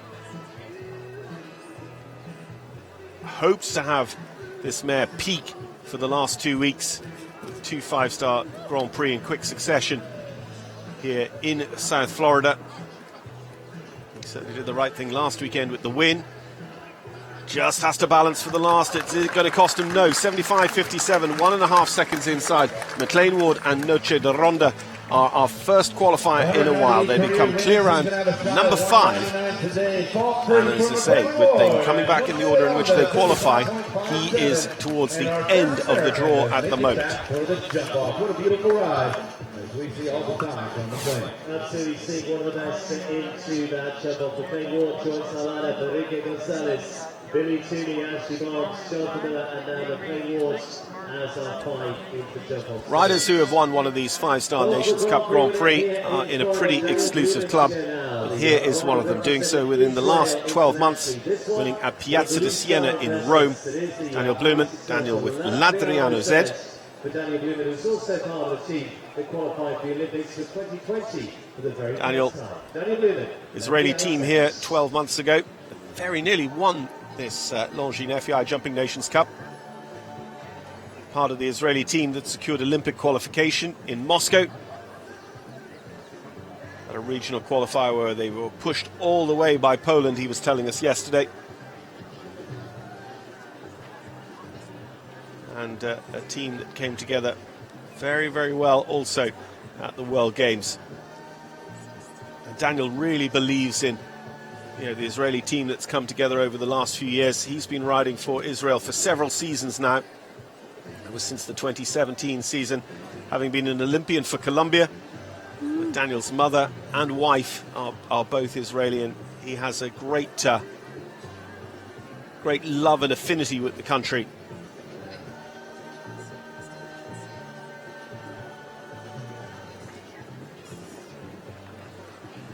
And led a bit of a charge over to the Israeli colours.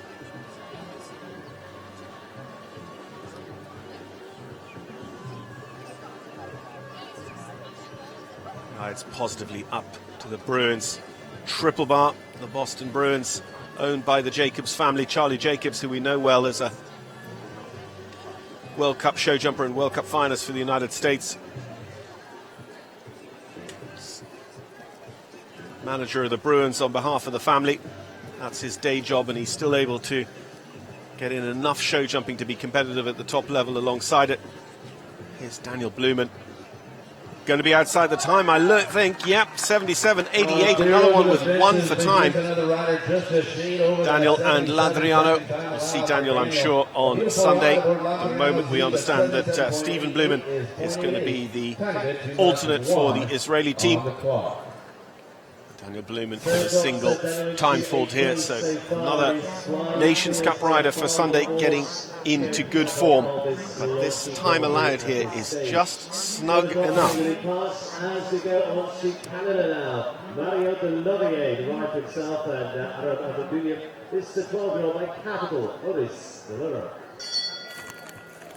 Mario, a former World Cup champion, twice Olympian, and also part of Pan Am Games on a regular basis as well. Grand Prix winners down here. So Mario Delorier and Uris de la Roque, they're our next to go.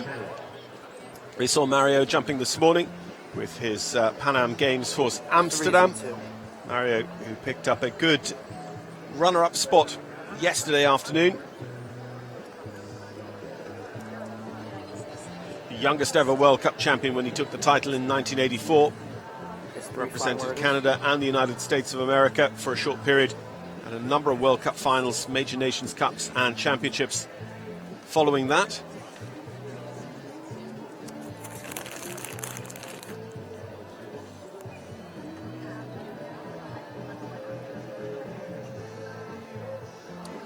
And Mario was walking the course deep in conversation with McLean Ward and Jonathan Miller at various points earlier on. They've both jumped clear, and it was Mario who was dispensing most of the advice, but unfortunately he's going to have that Canadian Pacific fence down. So unfortunately, of the three of them, it'll be Jonathan Miller and McLean Ward who come back for the jump off, but no jump off unfortunately for Mario.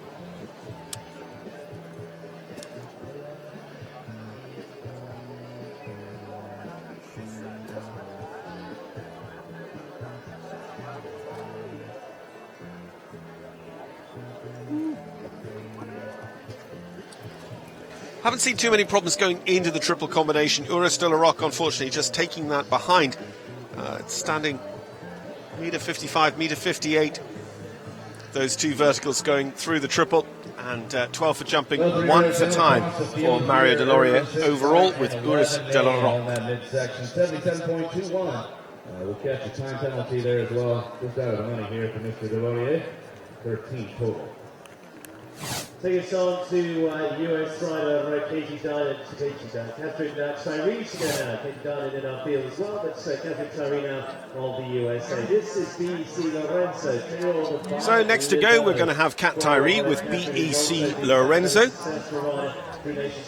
Kat, who is a winner of the Grand Prix pre-qualifier class here last year with Bokai, and jumped well with Lorenzo yesterday. Individual rider for the USA this weekend. Well, joined now by another one of our international riders this week. He sits out the Grand Prix today because he's all in poker terms for the Nations Cup on Sunday. Captain Brian Cannan. Brian, hello. Hey John, how are you? Good enough.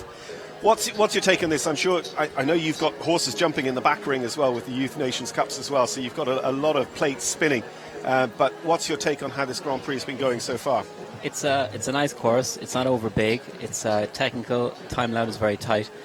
People are rushing to get time allowed and having little mistakes. It's very clever course building. Yeah, I mean, it's interesting what you say because privy to the specification, and I think we look at some of these jumps and they're not in the top hole. Yeah. All these standards are built for metre 65. Oh, really? Yeah. So, right. So yeah, it's a metre 65 Grand Prix. So yes, not everything is up in the very top hole, but your eye is exactly right because you're so used to standards at metre 60. So if they're in the top hole, they're metre 60. But yes, it's easy when you're on the ground, isn't it? That's right. The hurler on the ditch. Tell me a little bit. I spoke with Henio about this as well. We've seen that CP over in the corner go quite a lot. Just explain the question he's asking there. Well, it's by the in-gate, which is the in-gate's always a magnet for the horses. They always tend to lean towards the in-gate. Those black-coloured poles sometimes can be hard to read, and it's quite a narrow jump as well.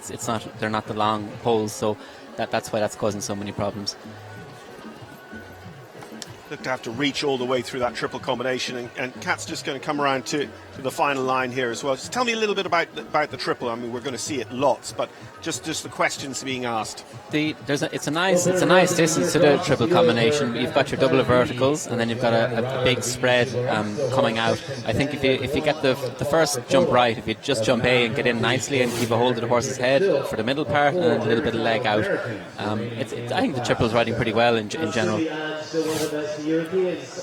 think that's a nice round for Kat. That's the first time that this horse has jumped a 5-star Grand Prix. I think she's going to be happy with that. Up to this level with 8 for jumping, 1 for time. Again, not unusual to see somebody just trip over that 77 seconds time allowed. Martin Fuchs and Silvershine. This is one of several horses he has in the ownership of Luigi Baglieri. Silver by Califax. And Martin, when he was with us here 10 days ago, he was the world number 1. Since the change of the month, he's dropped back to being world number 2, but he's still right in touch. And what a result that is for Switzerland, because the 1 and 2 are both Swiss, and they've just swapped around. Steve Gerda, World Cup champion, and Martin Fuchs, European champion. I mean, for you guys here, I mean, you see it every spring. The migrating birds who come over to Florida, and Billy Toomey's come for the first time this year, but it must raise everyone's game to have like Martin come in. For sure. I mean, like this circuit attracts the best riders in the world, and it's such a competitive circuit. The jumps are big jumps, the best course designs in the world. It's the place to be to really raise your game when you're going in and competing with the world number 2, and so many of these top riders. It's the place to be this time of year. Wonderful prize money. I just heard 11 or 12 last week. So it's also interesting just following some of the threads through here, because I would have fully put money on him coming with the Sinner for the Grand Prix. The Sinner's gone home. Oh, okay. Well, He's there you gone are. home. Yeah. We had sure he showed him earlier in the week. Yeah, there was something with the paperwork, so we had to go back. Okay. That explains that one. Yeah. Martin is jumping 3 Grand Prix today. He's got this 5-star to 2-star, and he's also got a 3-star Grand Prix. 2-star Grand Prix later on this evening is our cocktail hour show jumping here in the Sand School at Deerage. Martin was a winner out there on the tour on Wednesday night as well. This line up the ring as well, we're gradually going uphill all the way. He's planted a triple bar in the middle of it. I mean, this is every question in the book nearly. Yeah, for sure. Then you've got the Liverpool at the end, and that's caused problems. That jump has caused problems at Liverpool. So whatever way he did it, Jonathan Miller ended up getting there and coming down so steep over the back of the vertical, he actually landed on the water tray. Yeah. This is nice. Pushing on towards home. Still, it's surprisingly far to the last, and indeed to the finish timers as well. You see how much time ticks away. He was about 68 seconds jumping the green as the new blue, and they're just 1.2 seconds inside. But he is inside. He's clear around number 7, Silvershine and Martin Fuchs. Looking great once again. Martin Fuchs and Silvershine will have a chance at gold as the number 6 rider in 6 countries. You can see how airy the triple combination is there. And they've got a plank at the bottom to draw the horse's eye down. Next now is Italy in this fine uniform. It is Lorenzo De Luca next to go. So another rider for whom this class will be the focus this week, because no Italian team here, just this one rider.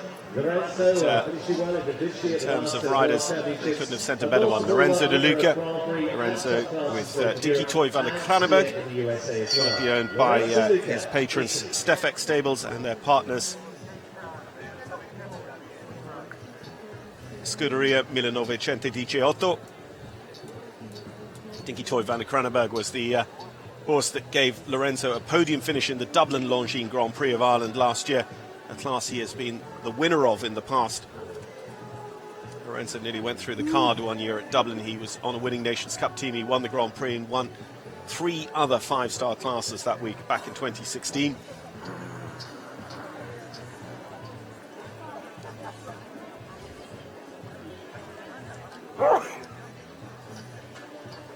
Dinky Toy just ends up throwing herself a little bit over that fence.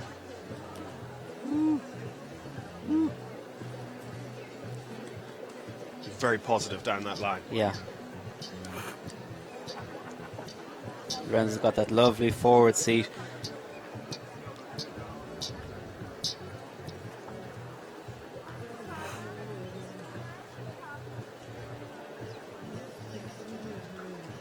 Oh, Yeah, we had a couple early on in the class just be caught up in that triple bar and pull the rail.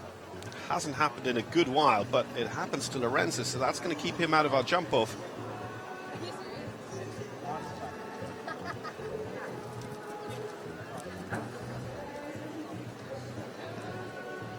Several combinations in this class are absolutely sort of nailed on for starting in this class and trying to be as competitive as possible. This was certainly one of them, and that's a very, very disappointing rail.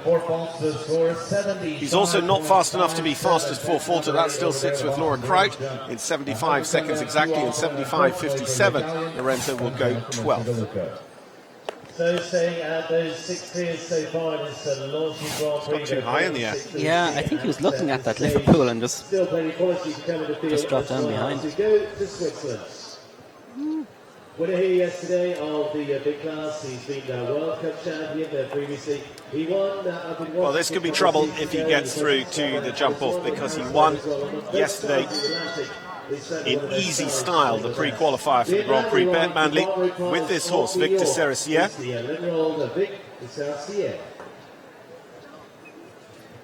Bert Manley, another former World Cup champion in our field of riders, here with us at Deerridge for 2020. Rides this horse for Katie Dynan's Grant Road Partners operation.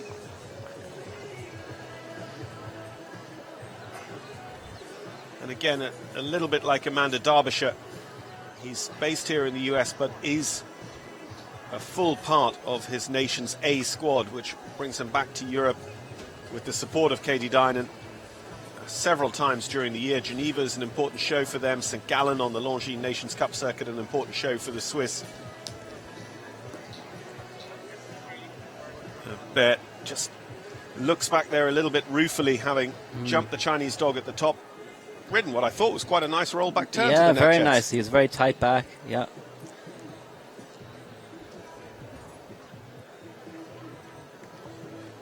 Just watching Lorenzo a few minutes ago as well, I thought, well, it is warmer in Italy. His uniform is perhaps more adapted.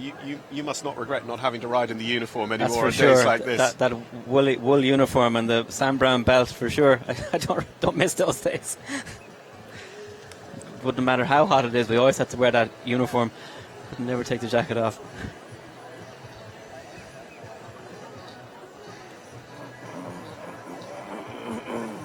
The one thing that might be at stake here is that Bert could come home faster than the 75.00 set by Laura Kraut. And you could see just the way he was riding down to this fence. That's exactly what's in his mind.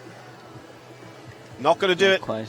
76.23, 4 faults for Bert. That was a well-ridden round. He was very tight everywhere and didn't look like he was going fast, but still got the time.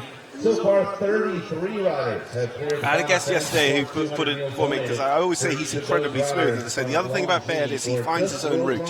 Yeah. He goes tighter places and places that you just wouldn't necessarily ride any other horse with any other rider. It is Longines Grand Prix here this afternoon. Australia's Ryan Willis now. Well, a former winner of this Grand Prix, Rowan Willis, who owns and rides Blue Movie by Chaco Blue. Blue Movie was his horse for the World Games in 2018. Came over to America for the very first time after a long time in the UK, with the support of great owners, just before the Nations Cup of the United States in 2018, and won the Grand Prix that week, which set him up for the year. He's based up in Ocala, near teammate Scott Keach. Was runner-up in the Spruce Meadows Masters Grand Prix last year.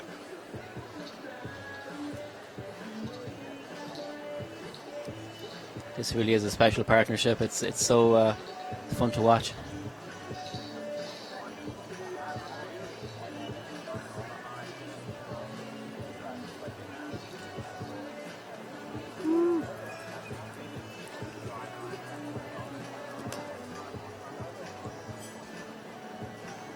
Well, trying not to have any problems on the clock anyway. Rowan and Carrots are flying the early part of this course.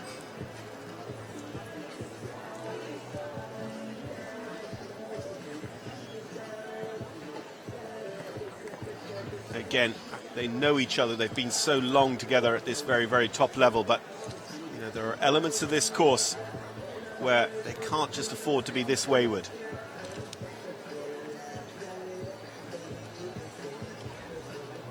going their way at the moment, mind you. Good.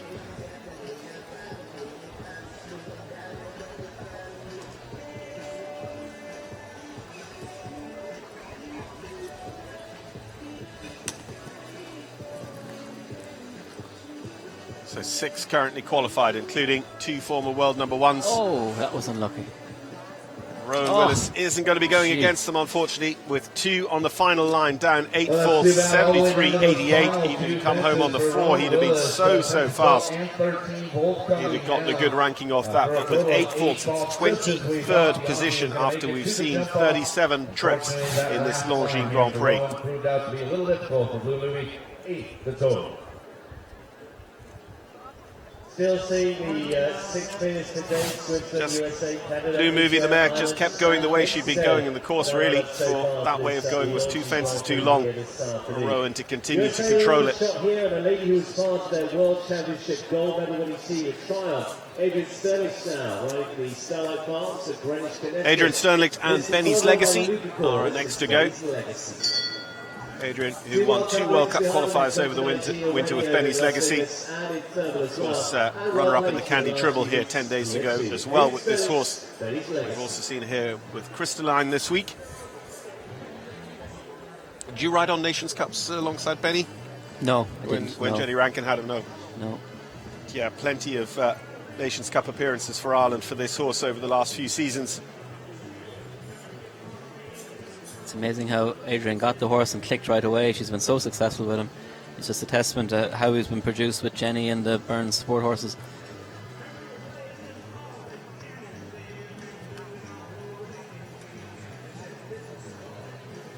You know, the 2 of them going off in impressive directions, because Benny's here with a world gold medalist.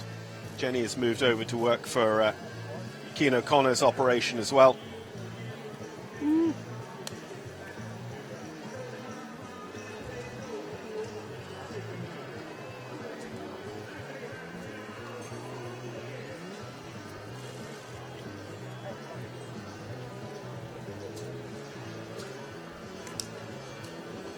Adrian, who was 4th in our Grand Prix at Dublin a couple of years ago in the Longines Nations Cup Series, having ridden for the US in that Nations Cup, and actually had a real good cut at the 5-star Grand Prix last weekend here in South Florida as well, almost going out and trailblazing and proving the lines and the distances and the stride patterns that eventually delivered her coach McLean Ward the victory with Noche de Ronda. Oh.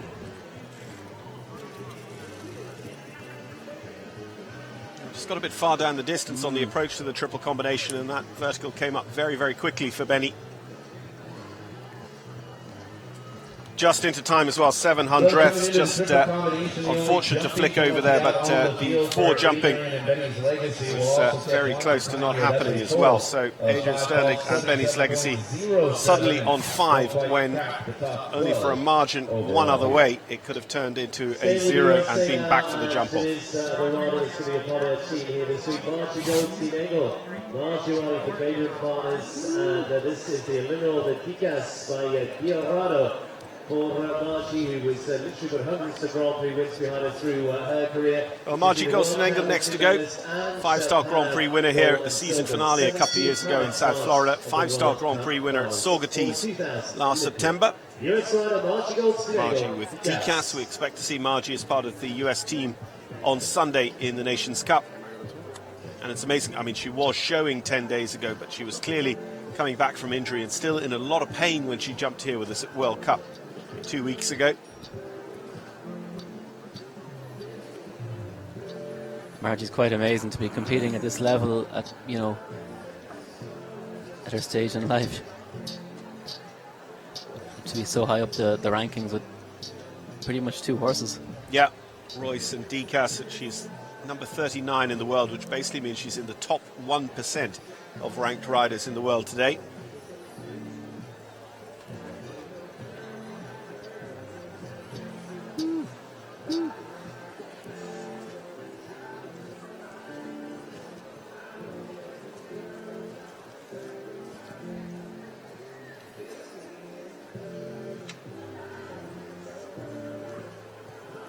I asked because there's a generation of riders, and Margie is still in the vanguard of them, who ride in such an attacking style. They are always go, go, go, go, go. Yeah.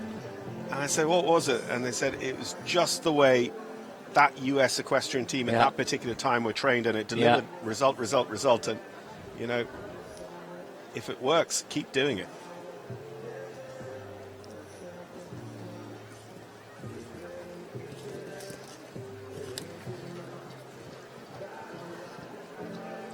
Just a couple to go to see a US squad member in our jump-off.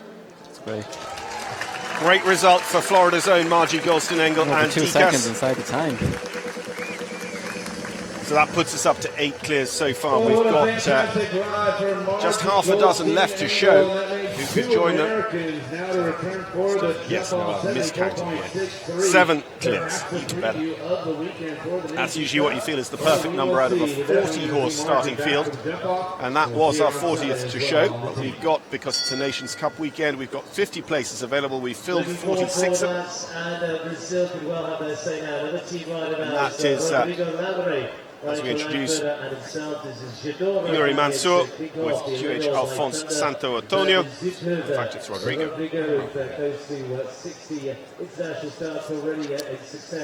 That's exactly who it should be. Rodrigo Lambre with his own, and Ilan Ferder Jadot Van Het Klinkhoff for Brazil. Brian, I was just going to ask you because you and Armick, you're saving your powder for Sunday, but that's been a little bit of a thing under Rodrigo, and in particular under Michael Blake when he came to these. When we have the Grand Prix on Friday, Nations Cup on Sunday, we often haven't shown many of the Irish riders at all, as a bit of a policy. Yeah, it's Michael and Rodrigo always like you to keep your save it for the Nations Cup, and not to be over jumping your horse, and really have them prepared and ready for the Nations Cup. And it's a formula that's worked for us, so I think it's good, So some of us are fortunate enough to have a horse that can jump, 2 horses and jump the Grand Prix and the Nations Cup, and that's the ideal situation to be in.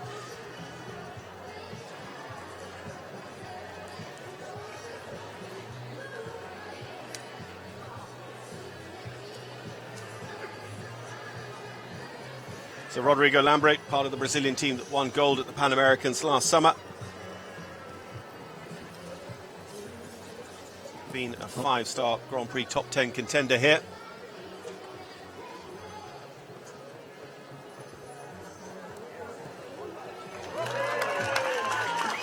So getting faster and faster. Rodrigo Lambre and Jadot Van Het Klinkhoff do become that clear round number 8. They follow Margie Golston-Engel straight into the jump-off. Margie will go fast in the jump-off, no doubt about it. But Rodrigo Lambre, 74.46 around this track. He's the fastest of anyone so far. If that is any token of what he might be able to do against the clock.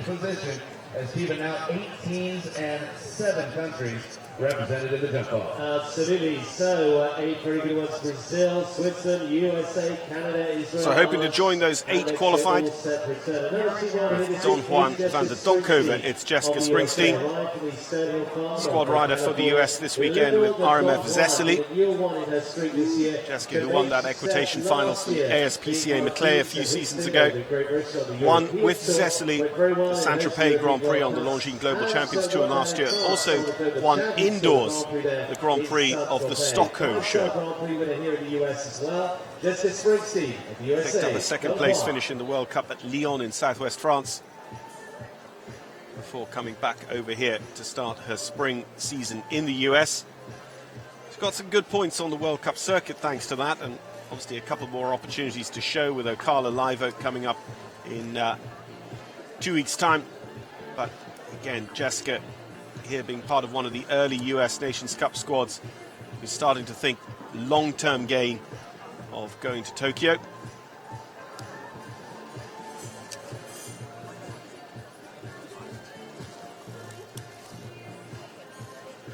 Nine strides, 1 to 2. She left out. She just quick back to number 3, so she's already up on the clock.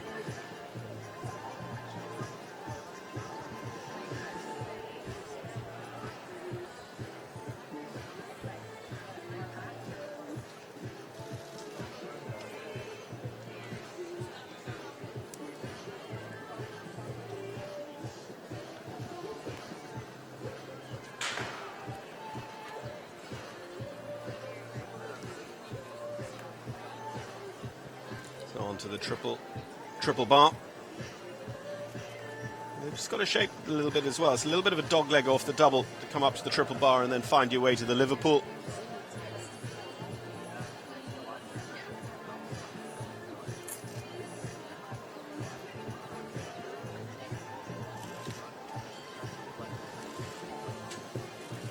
Showed that very well. Just be a modicum concerned about the time allowed here of 77. She balances into the last, a more than meter 65 vertical. 76-71, she's done it. 3 in a row. Margie Goldstein-Engel, Rodrigo Lambre, and now Jessica Springsteen all answer the question set by Alan Wade's first round track, giving us 9 for the jump off so far. 4 more who could yet join. With just 4 rides remaining before we'll adjust for the short course. Beautiful effort here for Jessica Simpson, USA. Stephen, what a ride for Jess. There's a Springsteen there going with Donovan, producer clear 76-71. Yuri Mansour, a career winner of the Nations Cup Grand Prix of Hickstead, the King George. That was back in 2017 when his nation also won the Nations Cup. Yuri Mansour with QH Alfonso Santo Antonio. He is a squad rider for Brazil. We're expecting to hear their selection of 4 riders for Sunday after this Grand Prix. And clear run, highly successful jumper around the world, based in the Netherlands, class winner of the King George V Gold Cup and Longines sponsor class at Hickstead in Great Britain, and on the squad at the World Championships. So Brazil on the starting list for the jump off so far, in the shape of Rodrigo Lambre in recent moments. Can Yuri make it to United States of America, the only country with multiple representation? They have 3 of the 9 qualified.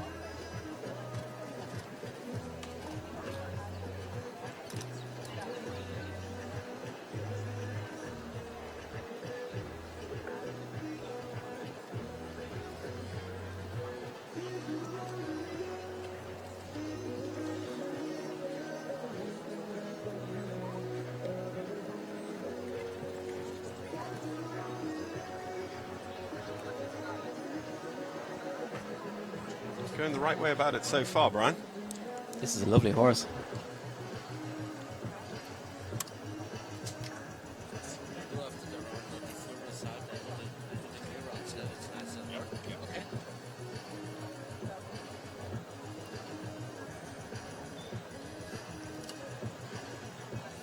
Timing that could be a factor here.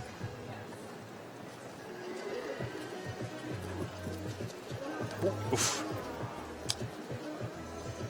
Yeah, very much so. You need to be 67, 68 on the clock still as they jump that. So we go over 77, 87. Clear for jumping 1 for time for Yuri Mansour and QH Alfonso Santo Antonio. 77.87 as 9 will be returning, including those 3 from America. Unfortunately here for the Brazilians, 1 on the clock. Yeah, as we hear Max von Zimmerman in the arena confirm, it means there's just 1 for Brazil coming back to the jump-off. That will be Rodrigo Lambre. Yuri Mansour's single time fault goes into 12th. Brian Mowbray and Collis Hank that little bit faster each with their time fault.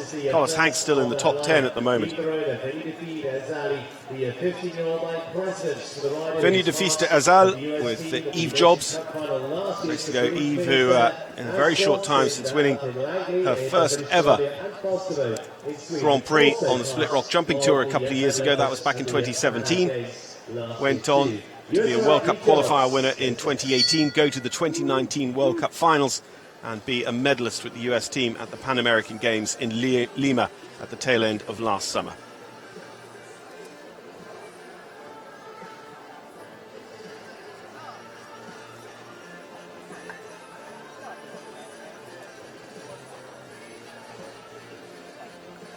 Been picking up a few good results here with the Sadirage over the first 2 shows, and coming off the back of a strong series here with us in 2019 as well, with a podium and a top 5.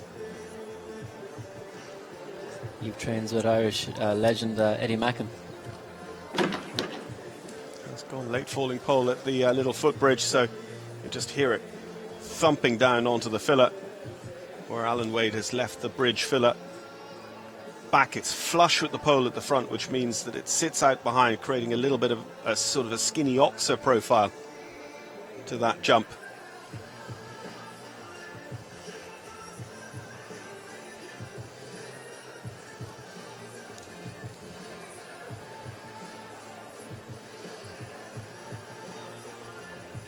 Macken was on so many winning Aga Khan teams. He had to wait so long for his win in the Grand Prix of Dublin.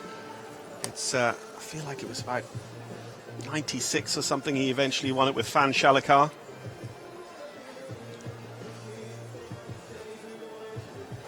That was a nice round. Just inside the time, 4 faults for Yves Jobs and Vinny de Fista Azel. 2 more to go here. We've got 9 qualified for the jump off. Daniel Coyle and Dara Kenny, both for Ireland, would love to join countryman Billy Toomey. And interestingly, both Daniel and Dara are career winners of the World Cup qualifier here on the turf over an Alan Wade track at the Palm Beach Masters.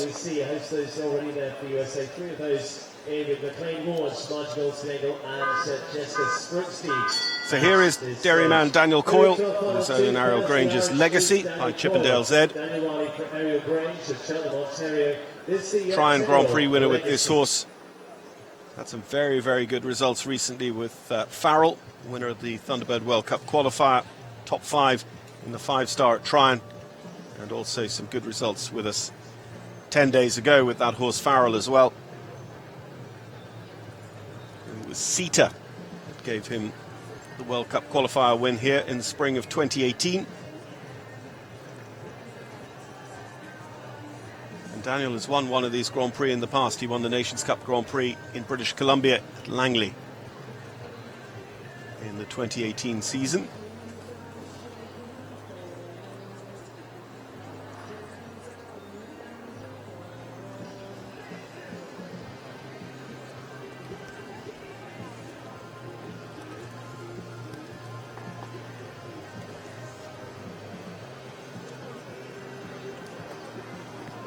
Positive and dared the horse a little bit over the Just World fence as he comes to this long line of questions.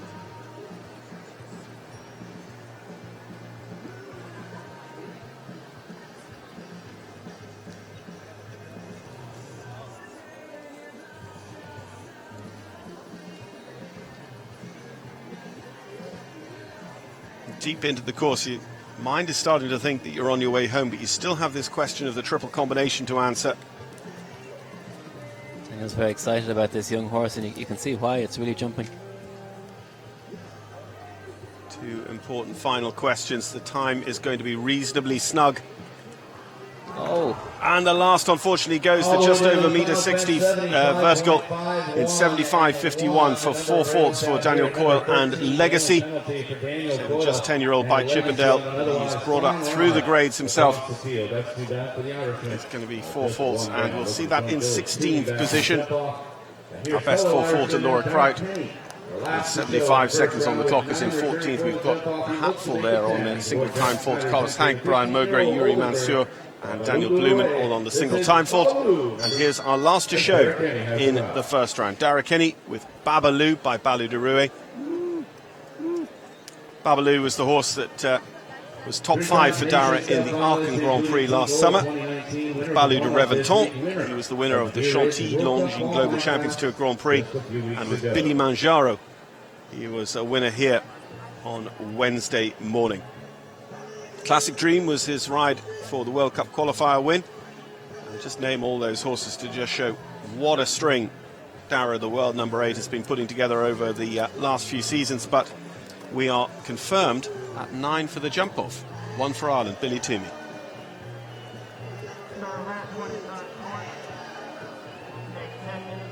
I was saying earlier on that yellow Chinese dog fence at the top of the ring is the only vertical, I think, on the course under metre 60. Oh, really? But, you know, and this is something I maybe struggled to explain pretty well, Brian. You might be able to bring it out for me. But, you know, we can have a metre 45 course at this show. We've got a metre 65. But in a way, it's about how the fences are strung together. It's their relative influence to each other that makes them 5-star in any class. For sure. And this ring, it's hard to see on the TV here, but it's actually on quite a hill, and there's a crown, so you can really set the jumps against the rider and the horse. So, and Alan's so clever at doing things like that. So you can really get sometimes over not such a big course or a big course, he can really get a good result by where he sets the jumps.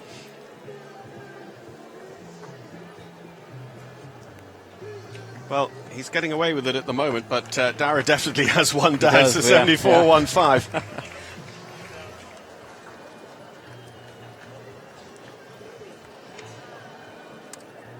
74.15 on the clock.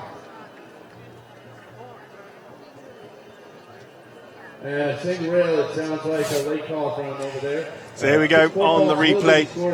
2 is down, so it is 4 faults for Dara Kenny and Babalu to come home. A bit of disappointment there for Dara as our final rider to go, but actually, in the midst of all that, on 74.15, he is faster than Laura Kraut, so goes into 14th. He's ranked just behind things. And you know what, Dara Kenny as well, we talk about Beth Manley a lot. Dara Kenny is just always so fast. Right, Brian, before I let you go, what a 9. The official timekeeper of the series, Longines, is proud to be associated with the new. What do you think? That's a difficult. I think the form McLean's in at the moment, he's going to be very hard to beat. He was double clearing very quick in the 5-star Grand Prix last Saturday night to win. I think, and also Jessica Springsteen, she's a very quick rider. She's got a good draw. They'd be my 2. Too interesting. Well, I think McLean Ward and Noche de Ronda, they just sort of, you're absolutely right, they skipped around this looking like it was a mere, trivia question to answer to go through the first round.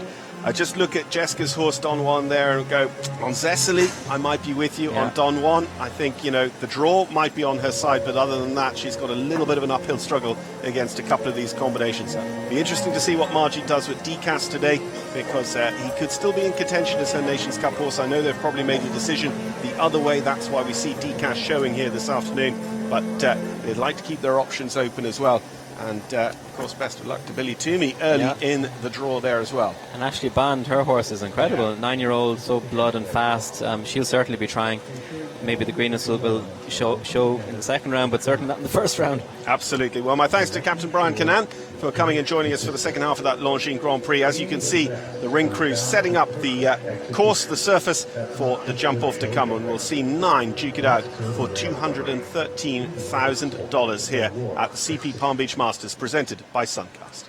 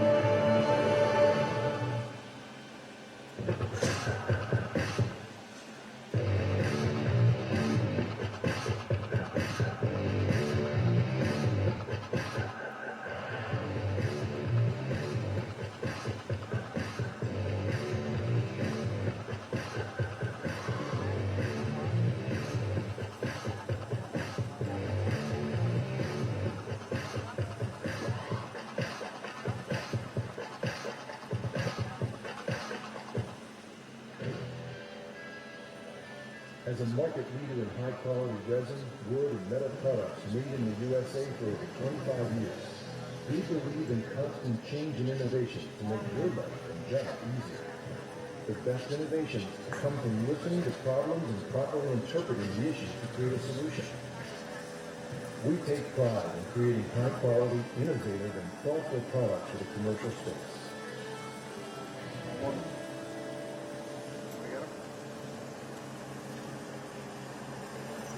Insurance services, by insurance specialists, offering products developed and taken to the U.S. market.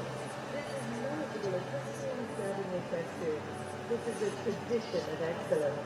Enjoy the peace of mind that comes from working with our reputable agents and experienced staff. Taylor Harris Insurance Services, trusted providers across all disciplines, raising the bar and setting the standards to meet all of your equine insurance needs.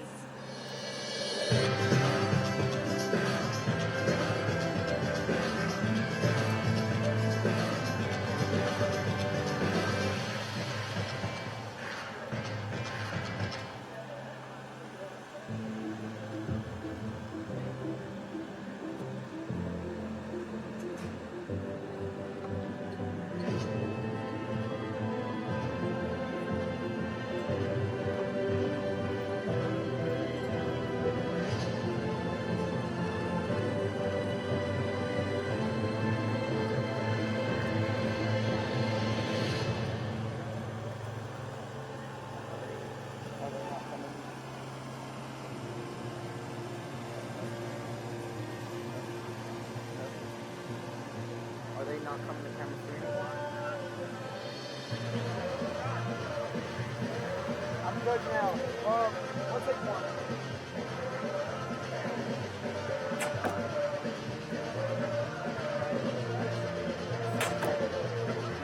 Stupid car.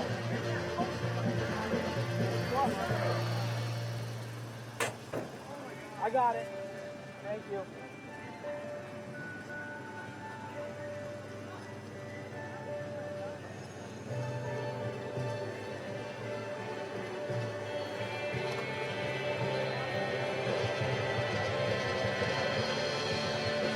Hey.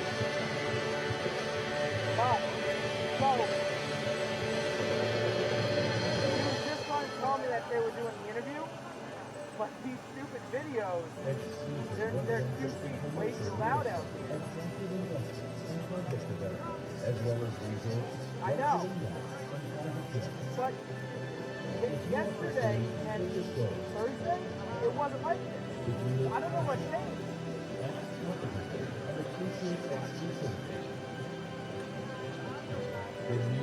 So like right now, he's trying to talk to me, I can barely hear him. We are looking forward to meeting. If you're with me, Well, they're interviewing the camera 1 now, but I hear him say something about camera 3, but I have no clue what he's saying. So,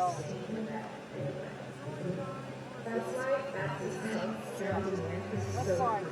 Like, you're in the mask, it's fine. The music's low, but it's right the away. second like the girl was talking so much time. It was decided like way too high. It's two different mics. And then these videos are too high. But the music is fine. It's whatever level those are on.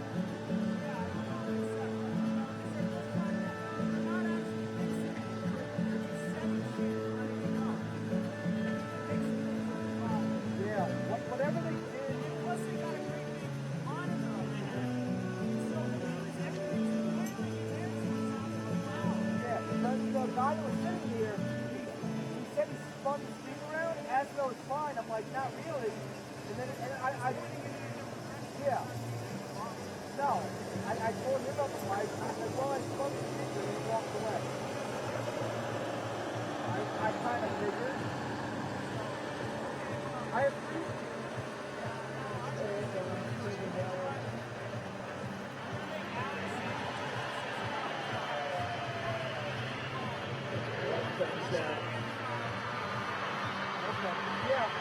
Ryan from over there walked over and he said he thought he might have to do it.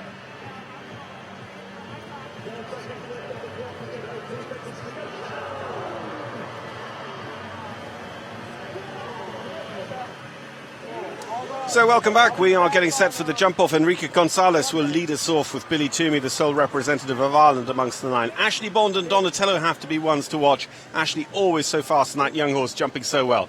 Jonathan Miller and Davao jumped very well in the first round, as did McLean Ward with his 5-star winner in recent weeks, Noche de Ronda. Martin Fuchs, the world number 2, shows in our jump off, as does Margie Goldstein-Engel, Rodrigo Lambre and Jessica Springsteen.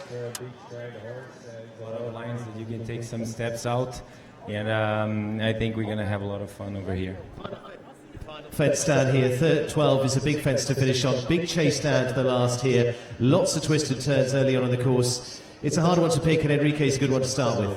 Yeah, I have no pick other than my partner, but I think a big mover will do 8 strides here to this last fence, and hopefully it will clear to be fast enough. Okay, we'll let your business partner get things underway. Enrique Gonzalez, good luck. First to go here this afternoon in the Longines Grand Prix.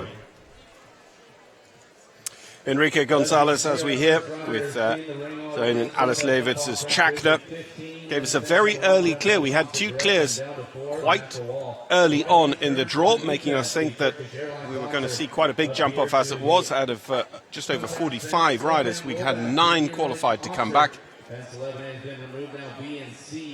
Enrique will show us around this course for the jump off. A couple of new fences in, and going to thunder on down from what was the triple combination to what was fence 12, now rebuilt as a Longines fence, but on the same distance.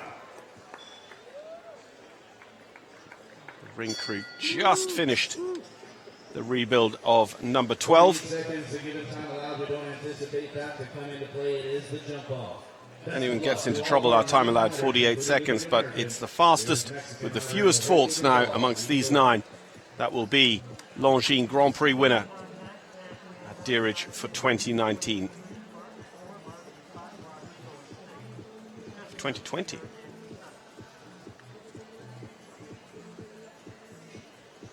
The rollback, this Turkish Airlines, a new fence coming in before they push up the ring to the Liverpool vertical, the Suncast fence. That was what was fence 9. Same line now, 9 to 10. But of course, we're looking for a braver turn back here, and that is unfortunately the problem you face. Just over facing the horse a little bit on the tight turn back to number 10. So 4 faults for the refusal, and the clock relentlessly keeps ticking. Chakna jumps it at the second time of asking. Chakna and Enrique here with us 10 days ago, picking up World Cup points at Deerage, but unlikely to be the winner of this Grand Prix now, having just asked a little bit too much on the roll back to 10. But you have to go early, you have to lay down the best possible time to try and hold on, maybe for the win, but certainly for a good result. But with 12 faults, Enrique Gonzalez and Chakna will find themselves probably down the board, but they can't be overtaken for top 9. Absolutely, just not quite going to plan there, but smoother passage maybe for Ireland's Billy Toomey that goes now. He's been a major Grand Prix winner on the Global Champions Tour and in Nations Cup shows as well. Billy riding his own, and Kim Barzelay's Kimber Flamenco for our second go. Kimber Flamenco for Billy Toomey. Billy O'Cohen's this one with Kim Barzelay. Chatem Flamenco, the sire out of a heartbreaker mare. Billy qualified immediately after Enrique early in the draw. Billy, who's currently on plan to be the alternate for the Irish team on Sunday. He'll be the number 5 for a rider who's spending his first winter here in Florida.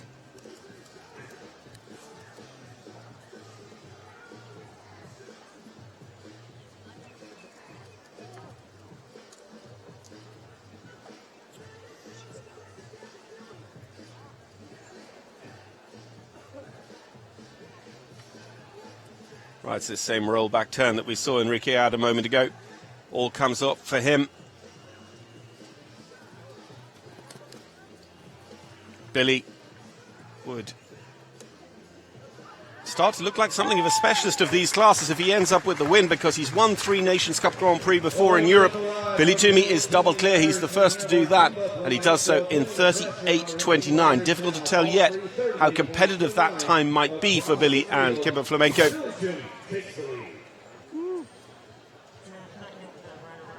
He looks to have done an accurate and economic job when you see him knifing across that big Turkish Airlines Oxa.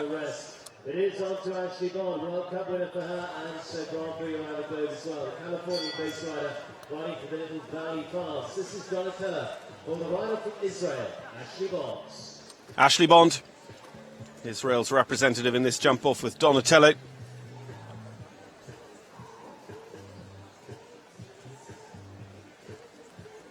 Donatello was 5th in the speed final here at the Nations Cup show 12 months ago. Ashley was a double winner here last year at this show as well. Just holds a little bit into that little footbridge, and now explodes up over the Turkish Airlines fence. Donatello was our 3rd to qualify for the jump-off. Maybe just out a shade wider than Billy going to that Deerage Farms fence.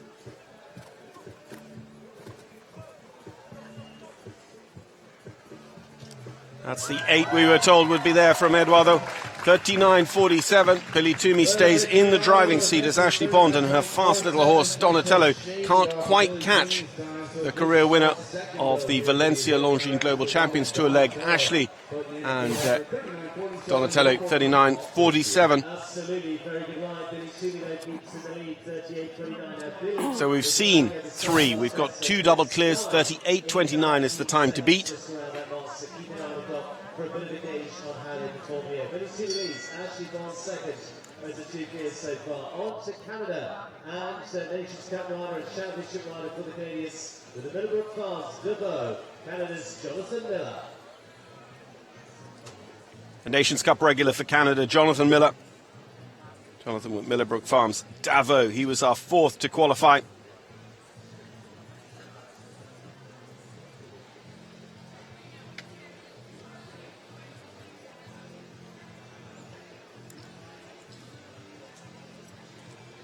So off what was fence 1, jumped backwards down to that little viaduct wall. Just looks to have a good shape there at the Turkish Airlines. This is a fence that this horse landed quite steep over, actually landed on the water tray. And we see at the split that he's about 1 1/3 seconds down. He just gets a little bit caught up in the air over that Deerage Farms fence, so it's 4 faults regardless of whether he can really push on. And it doesn't seem like he's been able to push on in the latter half of the course since the speed check. To make the difference, the 4 faults will keep him down and out. 4 faults in 42 seconds for Jonathan Miller will go 3rd.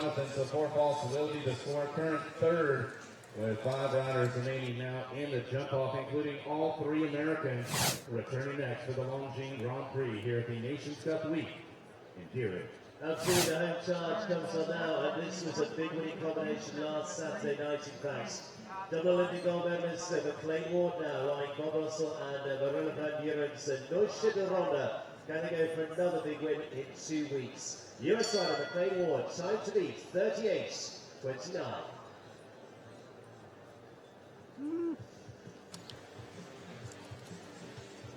Well, McLean will be hoping he's hit form with this horse. As we mentioned earlier on, the first round looked like a mere formality the way they took it on in comparison to some other struggles to try and get it clear and inside the time. And they proved they had the pace in recent weeks. That was very, very neat. Pushing over far to the right-hand side of the footbridge. Slides up to the Turkish Airlines fence as well. Noche. 3/4 of a second in front of Billy Toomey. Former world number 1, former World Cup champion, McLean Ward.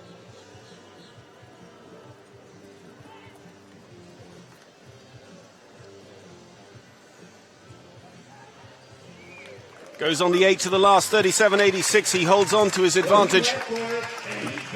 Just under half a second. He had 3/4 of a second up at the time check. Ends up taking the win by just, or the lead by just under half a second. McLean Ward is out in front with Noche de Ronda. Could it be 2 5-star victories in 2 weeks here in South Florida for the former world number 1? Noche de Ronda goes in front, 37.86. Yes, just took off those fractions. And the split time is still around about 19 seconds, but just by fractions. 2 more to come for the United States of America as well. They have 1/3 of the starting field. Otherwise, it's 1 rider per nation. We've seen Mexico, we've seen Canada, we've seen Israel, we've seen Ireland.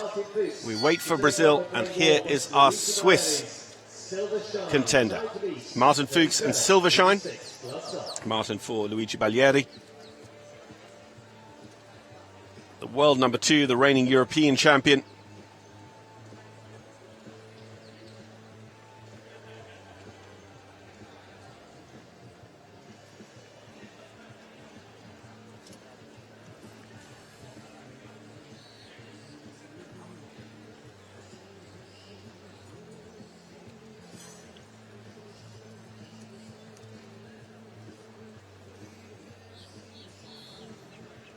Martin, who won 2 World Cups over the winter. He's no stranger, of course, to a dash against the clock for a big, big victory.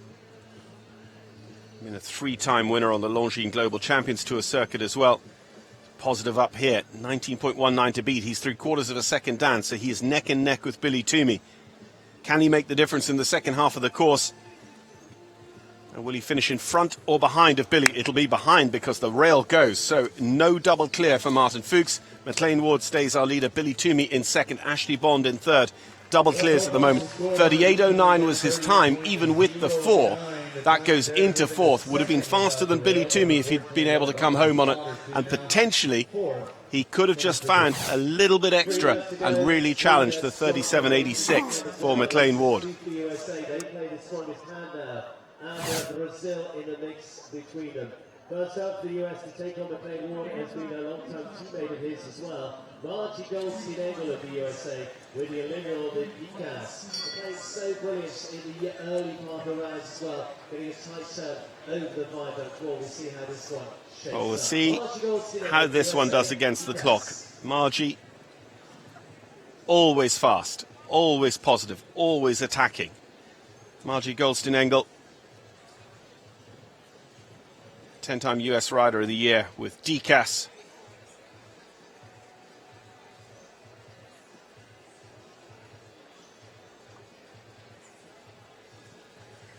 Just tries to follow McLean there and being so economic over the little footbridge. When your horse isn't going to look at that footbridge or read it badly, when it jumped it so well in the first round, you know you've got that opportunity to be a little bit brave. She's 1.5 seconds down though. The smoothness of Noche de Ronda, the same sort of smoothness that we saw deliver them that first round clear, has put a great complexion on McLean's round in comparison to all of these other competitors. 37.86 to beat. Let's see where that ends up. 39.10. That will go behind Billy Toomey, but in front of Ashley Bond. 2 for the United States of America on our podium so far, with 2 more to jump. McLean Ward will finish top 3, guaranteed. But at the moment, he's leading. We'll see what the 2 challengers can do. But Margie Goldstein-Engel and DCAS give us a clear round. They tried their best. 39.10 puts them in 3rd as things currently stand. The Pan Am Games last year. All the experience. Rodrigo Lambre fighting for Lampeter and himself for this one. It is Jador. We'll see how much they love this round. Will it compare to the McLean Wars? Clear 37.86. Then Jador win on Valentine's Day. Jador, Van Het Klinkhoff and Rodrigo Lambre for Brazil. Pan American Games gold medalist with Brazil last summer, Rodrigo. He's got every possible advantage here. He's seen some of the fastest riders in the jump off: McLean Ward, Ashley Bond, Margie Goldstein-Engel. And it becomes academic because he has the first down, so he cannot rank in front of those 4 double clears that also include Billy Toomey sitting in 2nd place. So Billy and McLean are confirmed podium finishers, and we are guaranteed a US winner as well, because the only remaining contender is US squad rider Jessica Springsteen.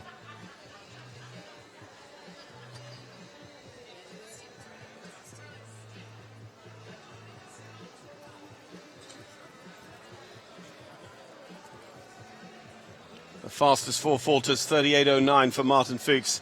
This is going to be slower than that by a margin. 42.83 and 4 faults for Rodrigo Lambre. Brazil's Rodrigo Lambre going into 7th place there with Jador. McLean Ward keeps the lead, clear 37.86. Billy Toomey in 2nd, 38.29. Margie Goldstein-Engel of the USA in 3rd. It's going to be a US win. The question is, which direction does it go? There, unfortunately, is the rail again up there at the first fence on the jump-off course. You just see Jessica Springsteen taking a look at the approach to the Turkish Airlines fence. New fence as well. The horses won't have seen it before. He wanted to make sure that Don Juan van der Donkova just understands the question it will pose when he comes at it a little bit quicker in a few minutes' time. Some very well-named horses for the end of a Longines Grand Prix on Valentine's Day between Jador and Don Juan.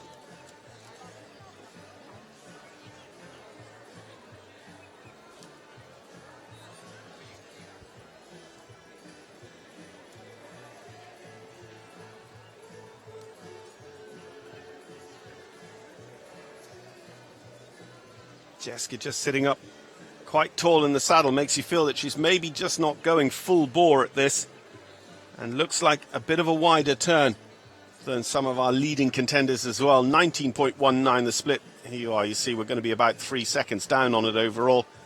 4, nearly 5 seconds down. So McLean Ward is going to be our winner of the Longines Grand Prix. He makes it 2 5-star wins in 2 weeks with the same horse, Noche de Ronda. He's delivered exactly on his plan for this end of the season with that horse. He's going to give the horse a couple of weeks off, bring her back up again for some more focuses of the season, and it gives him another great string to his bow in this Olympic year. Jessica Springsteen takes it steady with Don Juan van der Donkova to be double clear and take 5th place behind Ashley Bond of Israel in 4th, Margie Golston-Engel of the United States of America 3rd, Billy Toomey 2nd, and McLean Ward in the lead. We'll have a look at all those results in a moment. A very, very nice and well-judged round of jumping here from Jessica Springsteen. The pace she set for herself, you just know she was in here to get that double clear for Don Juan, pick up the experience of jumping double clear over this impressive Alan Wade track, and be part of the top 5. McLean Ward and Noche 37.86, 38.29 for Billy Toomey in 2nd, Margie Golston-Engel and Decas 39.10 for 3rd. Then it was Ashley Bond and Donatello. What an exciting horse that is for her. Jessica Springsteen and Don Juan double clear for 5th. Martin Fuchs and Silver Shine, very good time, 38.09, but with the fault down the order. John Miller, Rodrigo Lambre, Enrique Gonzalez, they were our jump-off contenders. Those who just missed out on the jump-off with time faults: Carlos Hank Guerrero, the young man for Mexico; Brian Mogre, the young man for the United States of America; Brazilian Olympian Yuri Mansour; Daniel Blumen also with a single time fault. Dara Kenny and Babalu, what a fast time it was from them. 4 faults to be the fastest 4-faulter and pushing Laura Kraut and Confu down to 15th. On lucky rails right the way down to Albi Michan and Iktus Dema in 23rd position, and faults and time for Shane Sweetnam, and he wasn't alone with that. With Chaki Z, there'll be a lot on 5 as we turn the page here. The likes of world gold medalist Adrian Sternlick, Eduardo de Menezes, Matt Cohn, championship rider for Canada, Hilary Scott and Oaks Milky Way. Hilary will be riding for the Australian team on Sunday in the Longines FEI Jumping Nations Cup of the United States of America. 2 down, surprisingly, for Rowan Willis and Blue Movie. Emily Moffat and Tipsy with 2 down on the final line. Alexandra Thornton and HHS Figaro also with 2 down. Kat Tyree with faults and time. So did Katie Dinan and Dougie Douglas. And Jose Antonio Tedrawi and Nin Lubei, 10 for them. Andres Torres and Chebekon in with 12 faults, 41st position. Mario Deloria and Uris de la Roque, 12 and 1.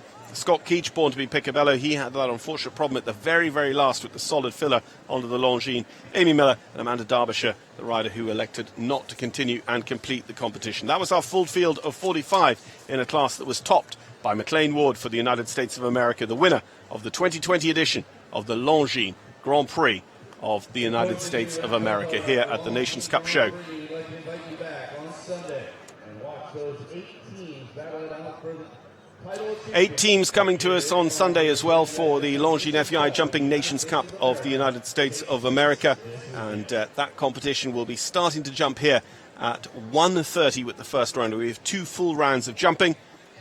We'll be starting our second round just after 3 o'clock. They'll bring forward their scores, best 3 score out of 4 riders to count scores from the first round, and then they'll jump the same course again, all 8 teams, starting from just after 3 o'clock in the second round, to see who will be the victor here at the Palm Beach Masters Series, but importantly in terms of the North Central American and Caribbean League of Longines FEI Jumping Nations Cup action, who will be taking the all-important points at this first of 3 legs that could propel them to the finals in Barcelona in September.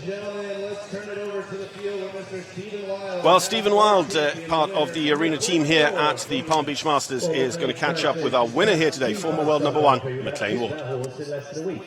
Yeah, pretty incredible. No Sharonda, just performing brilliantly again here today, and a different venue, and so proud of her and everybody associated with her that put so much effort into making this happen. I know you just spoke to the owners and said, what are you going to do when she has a fence down? Yeah, Marilla Van Buren, Bob Russell, they're just such enthusiastic supporters and having such a great run with this mare, and it's very exciting for all of us. Now, out there, a good chase and a good battle, but you had Martin Fuchs in there and a few others. Billy Toomey put you under pressure. Yeah, I mean, there was enough good ones in the jump-off. It was a bit of a different scenario than last week, where I had nothing to lose and had to put it all out. Even though there were a few behind me, you don't want to beat yourself. So I took a little notch off from that round. I actually thought the mare jumped the best round of the last 10 days to the second round, and great wins. So I'm very grateful. You're obviously competing individually here this week. You're going to be supporting the team, of course, though, on Sunday. Yeah, absolutely. I had a baby due any second, so unless that comes, I'll be here. Excellent. Congratulations on all counts. Thank you very much. Well done, McLean. Thank you.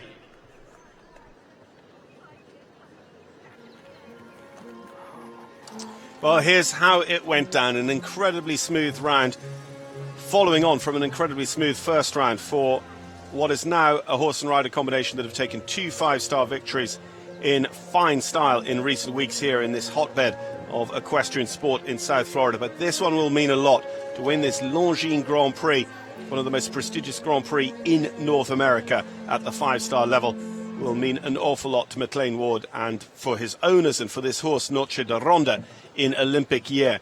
To be catching the eye so often and doing exactly what McLean set out in his plan. If Robert Ridland and Lizzie Chesson were having conversations with McLean over the past few weeks about what he planned for Noche, and you mentioned those 2 Grand Prix, well, he's brought the horse out, the mare out, and won both of them in exceptional style and against very different fields, very different courses, very different jump-off courses in both environments. And of course, sand one week, and here on this beautiful turf arena at Deerridge Farms the second week.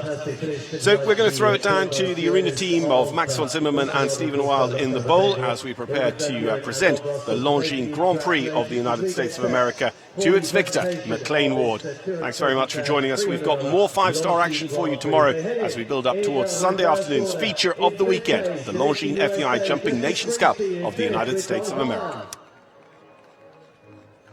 4th place goes the way of Israel's Ashley Bond, and the Little Valley Farms' Donatella finish in 4th. 3rd place going to the USA again with Margie Goldstein-Engel and Dikas.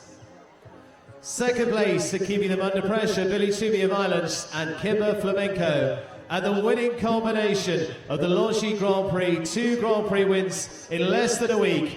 Let's give it up. Congratulations to McLean Ward, Noche de Ronda for the USA.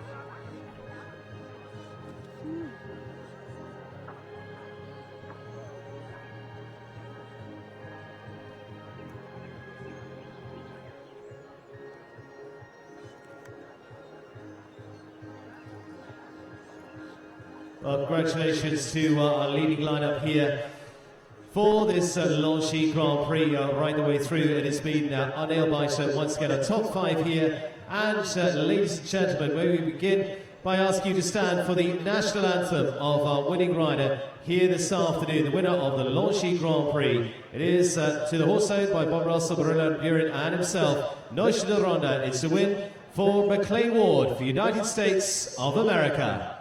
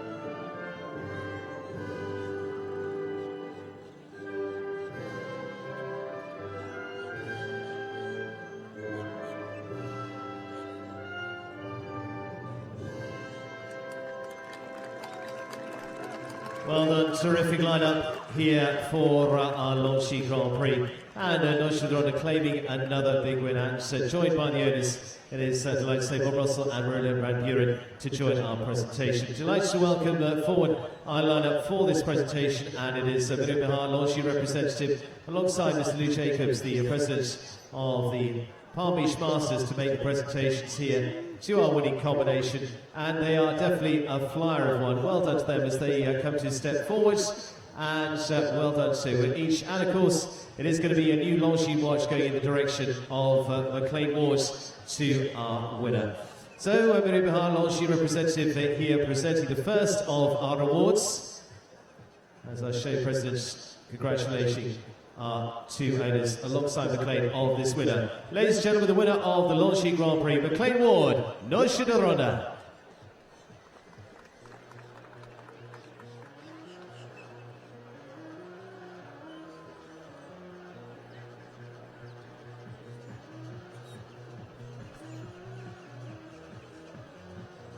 And now joined by Lou Jacobs, the president of the Palm Beach Masters, to give his congratulations to our winning combination. McLean Ward, he himself an amazing record, of course, Grand Prix after Grand Prix, Olympic medals, World Championship medals, all a part of a great family of owners that have been through history. Be joined by the owners as they come in, Bob Russell and Marilla Van Buren. This certainly is achieving a dream for them as they intended. It is possibly even bigger than they thought it might be. Congratulations to them. It's all about also the owners being a part of the team, and well done to them. And they are very much a part of the team here. Bob Russell and Marilla Van Buren, the owners of Noche de Ronda, are winning ride of this Longines Grand Prix.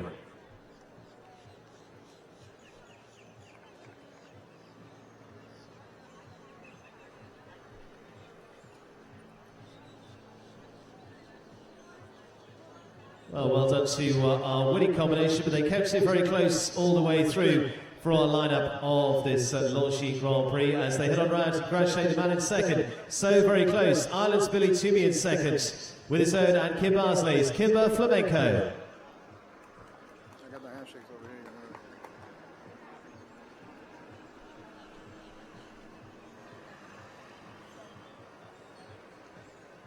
Third place going the way of Margie Goldstein-Engel of the USA, and Dikas finished in third.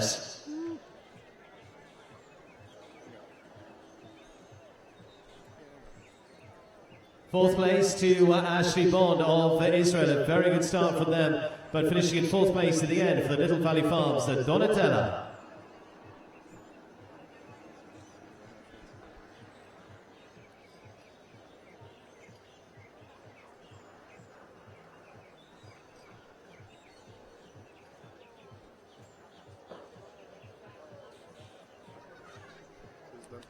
And in fifth place, going to USA, to Jessica Springsteen in fifth with the Stone Farms Don Juan.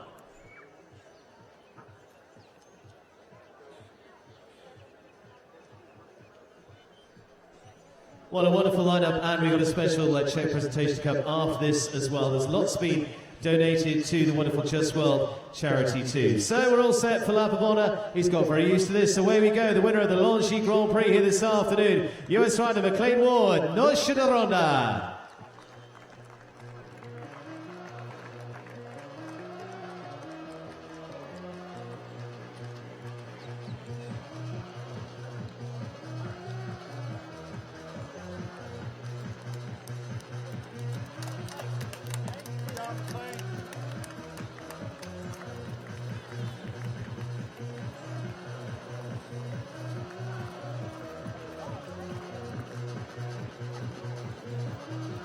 Right, it's time, here we go. The winning combination coming past Longines Grand Prix winners, McLean Ward for the USA.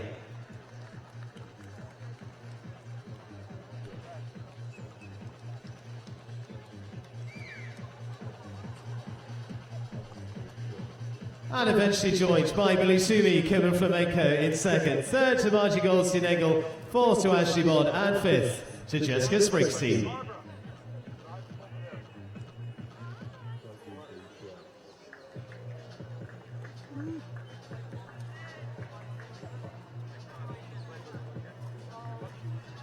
Well done to McLean Ward, a fantastic finish to his week through the individual ranks. I say all there to support the team on Sunday as well. McLean Ward claims the 5-star Longines Grand Prix here this afternoon. One more presentation though to make, and a very special one indeed on behalf of Longines, as well as they donate to Just World. As we heard as we went through there, the donation of meals, 200 meals each time our riders jumped the final fence there. And there's going to be a special presentation of a cheque here. And it's linked to meals rather than money here, but 5,000 meals going in the direction of Just World that have been created for them. Our thanks to Longines and New Jacobs, presidents of Palmish Masters, to join them in this presentation. There we go, 5,000 meals going to Just World. That will do lots for children all around the world. Thank you to Longines, and that will close out our day here in the grass arena. Of course, the sand arena going later on into the day. 6 o'clock start, I think, with their class there this evening